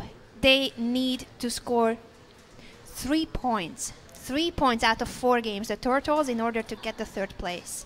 Right, and we'll quickly come back to this game, and you make a great point. Lanic needs to, and there he goes, rook takes h2. So he's going to try to do something with his h-pawn. It's not that easy to prevent, because h5, h4, h3, you can't really stop me from getting that far. The real question is if somehow you either get your king over to g1 or play a move like f4 and open up the rook. But by playing f4 if you ever do that, then this pawn e4 is a clear target. So I love black's position, honestly. This pawn is very difficult to push. This pawn is very easy to push. I think he's got very good chances, very good winning chances. Also looking at the clock, for Jacobian, less than a minute. What's going on the rest of the board? I see Luca Scuola once again in an interesting thinking position. I don't know if that's good or bad. He's got these funny poses for his... Well, is it comfortable? Maybe it's comfortable for him. I just thought that he might be in trouble from the way he is sitting. So Luca Scuola, the game is still a bit early. Whoa, what just happened here? Opened up, so maybe not good for Luca Scuola. So he went queen g3 with the idea of pinning this pawn e5 to the bishop, but after e takes d4, the issue is queen takes d6, pawn takes c3, that is check. You move your king, that is another pawn, and more importantly, that's a rook on a1. So unfortunately, it looks like Forrest Chen. Well, by unfortunately, I mean unfortunately for Lucas Scuola, he missed the tactic here. And that is good news for the archbishops, because if we look at this game here, it looks like Šebenik and Jaroslav Žerbuk, nothing really happening for white here. And I say for white because the Turtles need victories. And by putting this pawn on a4, maybe even bishop f3 to d1 is about to happen. So a risky decision in a sense. And I was going to call him Daroslav because you did it earlier. Daroslav. It's catchy, isn't it? Dariush Svirch with the white pieces. It happened exactly as I was pointing out. Now we're into an opposite color, 2 rooks endgame. I don't see any losing chances for black. In fact, white is the one who needs to be a bit careful as there's a pawn here. And I start with a move like h5 and maybe even try to get my pawn down the board. What black needs to do is get both rooks in coordination with each other. And this is a good start probably. Just a pin. I guess rook c7 is possible, but essentially you need to get a checkmate idea or something of the sort. But I don't think you're quite in time for black. But if Scuola is in trouble, or do you think it's not that serious? It looks pretty bad. So if he loses this game, it means that all the rest of the Turtles will need to win theirs. Right, so we're going to go back to Jacobian's game. What is happening here? It looks like Jacobian somehow got his way out of this. So rook a2. I was thinking to move h5 here. Just attack this knight. Instead, rook a2, gave up 1 pawn, and he lost the 2nd pawn. Oh. And rook h6 is not a great defensive means for white, but okay, rook h3. So essentially saying, please take my pawn. That way I trade the minor pieces on e4, and this rooking game is just a draw. So it looks like Var has made it out of this. The knight is worse than the bishop, so what white would Black would love to do, is keep this bishop on the board and then kick this knight out and then finally take on e4. But you just have no way of doing it. And if you take here right away, then it will be a draw, and he cannot make a draw. And rook h4 is also tempting, but at the very least, you could take on e4 there. I think he should try something like bringing the I bishop like this to move a lot. d3 and king to c3 sort of ideas, mating ideas. That's the only chance he has. Right. And this king is not so happy, and this knight is not happy either with this rook coming down. So king c3 here. What's going on? This Yeah, the bishop will get to see. It's a blunder. That's mate. Mate side, and the knight is hanging. Bishop c4. Bishop c4. Luka Lanic is winning. It's winning. It's winning. There's checkmate here. You have to sacrifice your rook for the bishop just to save the knight. And this is very bad because you're wow, what a rook mistake e2. by Akobian, but he was low on time, and time is a factor. Rook f4, rook e2, and you just don't play rook g2 and get fall Don't for do this. that. Rook g2 would be terrible. It's a check, and your rook is under attack, so don't do that. But here, rook f4 is very good. Rook e2 is very good. Come after the pawn and keep this king boxed in. So this is huge for the Turtles. Luka Lenic with nearing victory. Daro Svirch has 13 seconds left with the white pieces here. He's holding pretty well. The problem is this rook can't get out. You need the rook somehow to get onto this a2 square to pile pressure on that g2 pawn. There's no way to go here. So we'll see if he's able to make any progress. I'm just not really seeing that happen. So we'll get back to this game shortly. But right now it's all about Luka Lenic. He's spending some time here. Maybe he's figuring out the exact best way to win this game. And rook f4, I think, is a very good good start. Play king c3 here. He's making sure that he converts this game with the most precise moves. This is everything on the line for the Turtles. They need to score 3 points out of 4 games. Yes, and here he should be easily winning. That's Luka Lenic because this e-pawn. If there was no e-pawn, then white is holding because knight versus rook is a theoretical draw unless you're in a just dead loss position. And so here we see that the e-pawn will make the difference because you can just bring your rook away and then start moving this e-pawn, for example. Rook e3 is one of the many good moves here. So we'll keep an eye on this. All right, he's just going after the a-pawn. That's good enough. I would have done the same. I'm so greedy. Sometimes greed is good, it seems. And, okay, so take a3, puts king on d5, and that's it.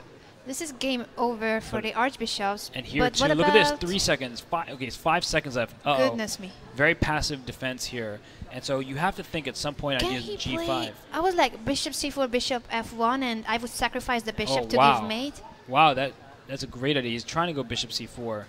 What is this? What is he doing? You were right. I hope he's not bishop getting c4. mated. He's going bishop c4 now. Oh. What's the idea? Bishop d5? I thought the bishop was heading to f1 or e. Well. Oh, I like your idea for sure. That was actually really potentially brilliant. Thank you, Robert. Well, I'm trying to make it happen, but they're moving very quickly. So no, don't worry. We will check it after the game. This is now really exciting. Only a few seconds left for all the players. Yeah. Last round for the 3rd place between the Archbishops and the Turtles. Yeah, and it's 3rd place. They get medals, in fact. So you really want to score this victory. And prize money, money, money. So how does this happen? You have to make bishop, what you were saying. The problem is the king's now on g6. With the king on f5, the remaining threat. First game to finish is Luka Lenic beating Varakobian. Yeah, well, that was a very important point for the Turtles. Exactly, and he just gave up his rook for the knight, saying liquidation is the key to victory formation, and his pawn is just marching down the board. So that was an easy finish for Luka Lenic after a tense game. And here with the white pieces, Dariusz Svirch is up a pawn, but he's somehow worse, because he can't move anything. And, all right, just bring the rook back to e2, but should just be a draw. There's not enough pieces for black. This is well defended. You can sit the rook on g1 forever. So if this is a draw, let's see how Lukas Skuhala is doing. I think Borishek is playing for a win there. Even though he's a pawn down, he's got more time on the clock and a lot of pressure. Yeah, this one is not good for the Turtles because white is simply down in exchange. And how many pawns? 2 pawns? So it looks very bad. The only thing that white has going for him, for Lukas Skuhala, is to go for the g-file, maybe get some kind of attack, but it's has got more bark than bite. So it's not really coming to ahead there. So here, still same thing happening. Let's check out Cruel Yaroslav Zherbuk. He lost that pawn on a4, but took... Ooh, look at that tactic. Rook takes c5. Oh, nice. So that was nice. The king is misplaced on d2, and the point is after rook takes c5, knight e4 check, give me that rook on c5. So that was nice. Maybe... Did he miss it? Yeah, he did. But also knight Yeah, knight here. knight So, d7 is a so threat, maybe so he king, has maybe to. could have started with king c3, but okay. The only thing that white has going from here with a chance to win is the outside pass pawn. So if somehow you can start getting this a pawn up the board and creating problems, but nah, this is not real, I don't think. 5 seconds left for Svirch. Back to 6. He went down to 4 seconds. He gained a 2-second increment. So how does black win here? I don't see any way. Well, he should try. He's got 2 minutes and 6 seconds for Dariusz Svirch. He missed your opportunity with the bishop to the first rank. I don't know if it was winning, but it was certainly very tempting to try. Yeah, you have to try that because Borishek has been playing very well today, and the results have actually backed him up, unlike yesterday. So he played f6, going for this e5 pawn. So rook b. Whoa. He's not defending No, the that's pawn. not a good idea because now you just take it And king bring f5. king f5. Your idea. And then the mating that is there. Yep. So Well, this is now really bad for Dariusz. I guess actually he's going to put this rook on e1. Oh, that's his idea, because if you trade one rook, then you can survive. So e4 is a good move. Okay. But yeah, it's just not enough. You Not don't have enough. material. There's not enough material. Um, Wow, this game could decide the match. If Dariusz holds this game, the archbishops are likely to win. If Jure Borishek manages to win, then that's it. The Turtles would make an incredible comeback. Yeah, and there's Dariusz on camera right now. He looks pretty calm. I think he knows he has it under control here. It's been a really tough game mentally for both players. It's It been was. tense. And here after this trade, we see that there aren't that many pawns left. And after, you said, once the rook trade happens, okay, black is marginally better king placement, more pieces to attack. But what white can do is just shuffle this bishop, wherever. Nope, that's a knight movement. But what I'm trying to say is the bishop can just move back and forth, and black can do nothing. So No danger. Draw agreed. Draw agreed. That's a huge result for the St. Louis Archbishops as they pull closer. They're up 7.5, 6.5. And we'll check on this game between Yaroslav Zherbuk and Mate Shebenik. Shebenik can take this pawn on f7, but he's got pawns on e3 and h2 that are hanging. So this knight is doing well to start attacking pawns. So knight takes h2. Bishop d1 might be the idea, but this knight's getting out after a move like e4. I have a new home on the f3 square. And also, I guess knight f1 checks, so it doesn't even do anything. So king d2, I guess you take. Why not just take? Yeah, I also don't That's understand. He took it, and now this is a pretty big threat, hitting this pawn as well. So it looks like Yaroslav's actually might go on to win this game. And that means that it's not only the last board of the Turtles that suffers a defeat, but also their board 3, who hasn't had a good day today. He lost his first 2 games, then he beat Forrest Chan, but now he seems to suffer his 3rd defeat. Yeah, this is bad. Just down a pawn. Has 2 of them on the king side versus just 1. This should be a win for Yaroslav Zherbuk. I mean, there are not many pawns left, so there are chances to hold a draw, but that's it. And if that's all Shebenik can do, that would leave it to Lucas Skuala. So if Shebenik is able to draw, and somehow, some way Lucas Skuala is able to win, the match will be tied. And here, okay, he made a little bit of progress on the king side because he can make a move like e5 and open up this bishop into the attack, but the knight, the queen are doing well to keep everything under control. So e5 indeed played, but what is the real idea? What if just pawn takes e5? Is there? Oh, maybe there's some queen h3 ideas or something, and it doesn't look real, but It doesn't look real, but there's still some danger. So this game, there could be a blunder. yes, then this is a position where people are prone to make blunders because lots of tactics in the air. In fact, maybe there's some sacrifices with bishop takes h7. It doesn't work right now, but just you got to keep it in mind. Taking on h7, put my queen on g6, and try to play. So, yeah, I don't know how I'd even continue this attack. It just looks like there's not enough. You lose steam very, very quickly. It's like objectively it's not enough, but still there are some practical chances. What's good for Forrest is that he also has more time on the clock. If it was the other way around, if it was Forrest with 1 minute, I would say that he really should be very careful. With 3 minutes, or, well, 2.5 by now, he still has plenty of time to calculate the best defense and just simply convert his material advantage. Yeah, and the good news for Forrest is his teammate Yaroslav Zherbuk is doing so well, but Yaro wishes the times were reversed and he had more time to see how badly he needs to win this game. He should be winning, as noted. In fact, now it looks knight c3 to b1, give a check, put a knight here, take away this pawn, so that should be winning. He prevents king f5, king g6. Good prophylactic move. Yeah, this now knight c3 to b1 is just winning. So it looks like, I mean, I don't see a way to hold this. Knight c3, put it here, take this one. And there it goes. King d4, so knight b1. Yeah. Oh, that was interesting. The knight might get trapped. So king. Oh, but the knight is c4, of course. What am I talking about? The knight has a safe square here. This is over. And so if Yaroslav Zhirbo can win this, then the board 4 match doesn't even make a difference.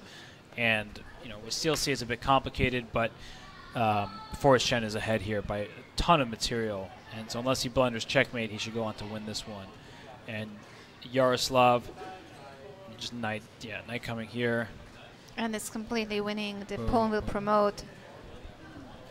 Still, he needs to prove that he knows his endgames, but this is actually very easy on a grandmaster level. Yeah, just knight to f1 to g3, attack the bishop, get a queen, and there's resignation. Yaroslav wins, and the St. Louis Archbishops win the 3rd place at the Pro Chess League Finals.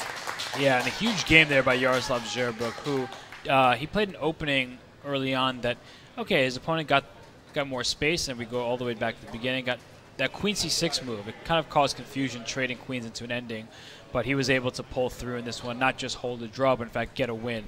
And so here we see that we're left with Lucas Scuala, who's in a sense is a meaningless game. You don't want to put it like that, but the match is already over as St. Louis is up 8.5 to 6.5. Well, there's some pride on the line, and the Turtles definitely don't want to leave San Francisco feeling like they were clear underdogs. The closer the match, the better you feel about how you played and how your team did. Yeah, the match was indeed pretty close, and I really think that Mate Shevnik lost that game because of the match situation. Of course, by the end of the game, Yaro proved the victor, but what really happened? Oh, Queen H3 here, by the way. Queen H3, you win the knight on D7. Whoa. Oh, but then Rook D8 happens, and you lose your knight on D2. And you lose the knight on D2. But you can't go G6 because Rook takes G6, so you have to be very careful here. And H6, okay, H6 just looks good unless something is happening that I don't see. Yep, but now I would think Rook G6 first was better. Yeah. Now look at those emotes, the St. Louis Archbishops and their logo, as well as the new Mac Coomer emote being used right now on Twitch. I will also spam the chat with Danny's account. You do whatever you want. Nobody's going to stop you. So, oh, watch out here. Rook takes D2. You have a checkmate threat on H2. So Queen G6 threatening checkmate in 1. Unfortunately, you get mated first on H2. So Rook, this happened, Rook D2, and Bishop G2. But if you're moving backwards, you're clearly lost. So unfortunately for Lucas Scuala, he's moving backwards. Forrest Chen is moving forwards, and should be over pretty soon. Yes, and the match is already over.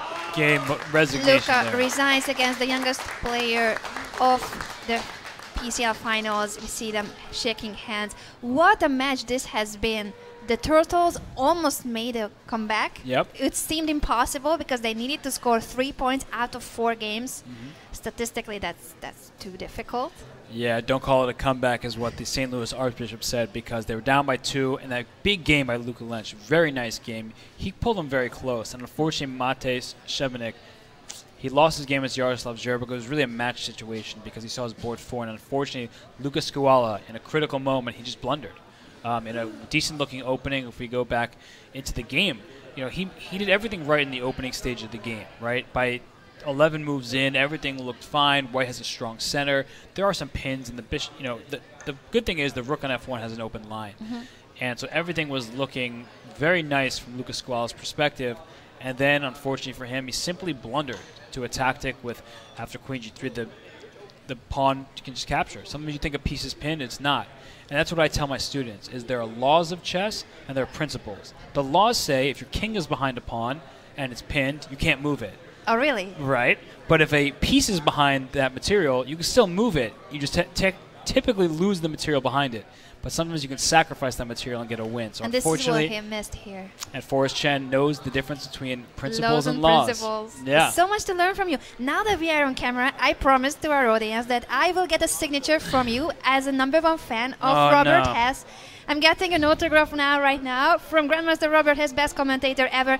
Not Bobby, but Robert. Thank you for calling me by my real name, and I cannot believe I just signed that on camera. But thank you to everyone who tuned in for the third place match here in the Pro Chess League playoffs. We do have the finals coming later, and we have them. Don't go anywhere. It is the Chengdu Pandas against the Armenia Eagles, a huge, gigantic nation against small Armenia. So many fans they have, both camps. And I would say that we should preview it, but we have a special guest coming into the commentators booth. We'll have International Master Daniel Wrench teamed up with Super Grandmaster Hikaru Nakamura, a world top 10 player, a player who participated in the Pro Chess League, and a speed chess superstar. So we're going to take a lunch break. Danny and Hikaru are going to take our place, and I will be back live after that preview, approximately half an hour from now, maybe a little bit more. But we'll be back with all the final action between the Armenia Eagles and the Chengdu Pandas. It's a beautiful person with some hideous dreams. While the lining is in silver, we're verging on the side of the road that'll take us home. The edge of us is getting late. Read about your life in your local papers. Realize the end of us is getting near. You're just a droplet of paint trickled off your canvas. Delirious illusion flowing backwards through the river of color while we analyze to try to see it clearer. Secretly appealing to a lonely prisoner. Now what's your vision? Initiate your shading, blend the universe together in time. It only gets a little easier. Suddenly piece yourself back together.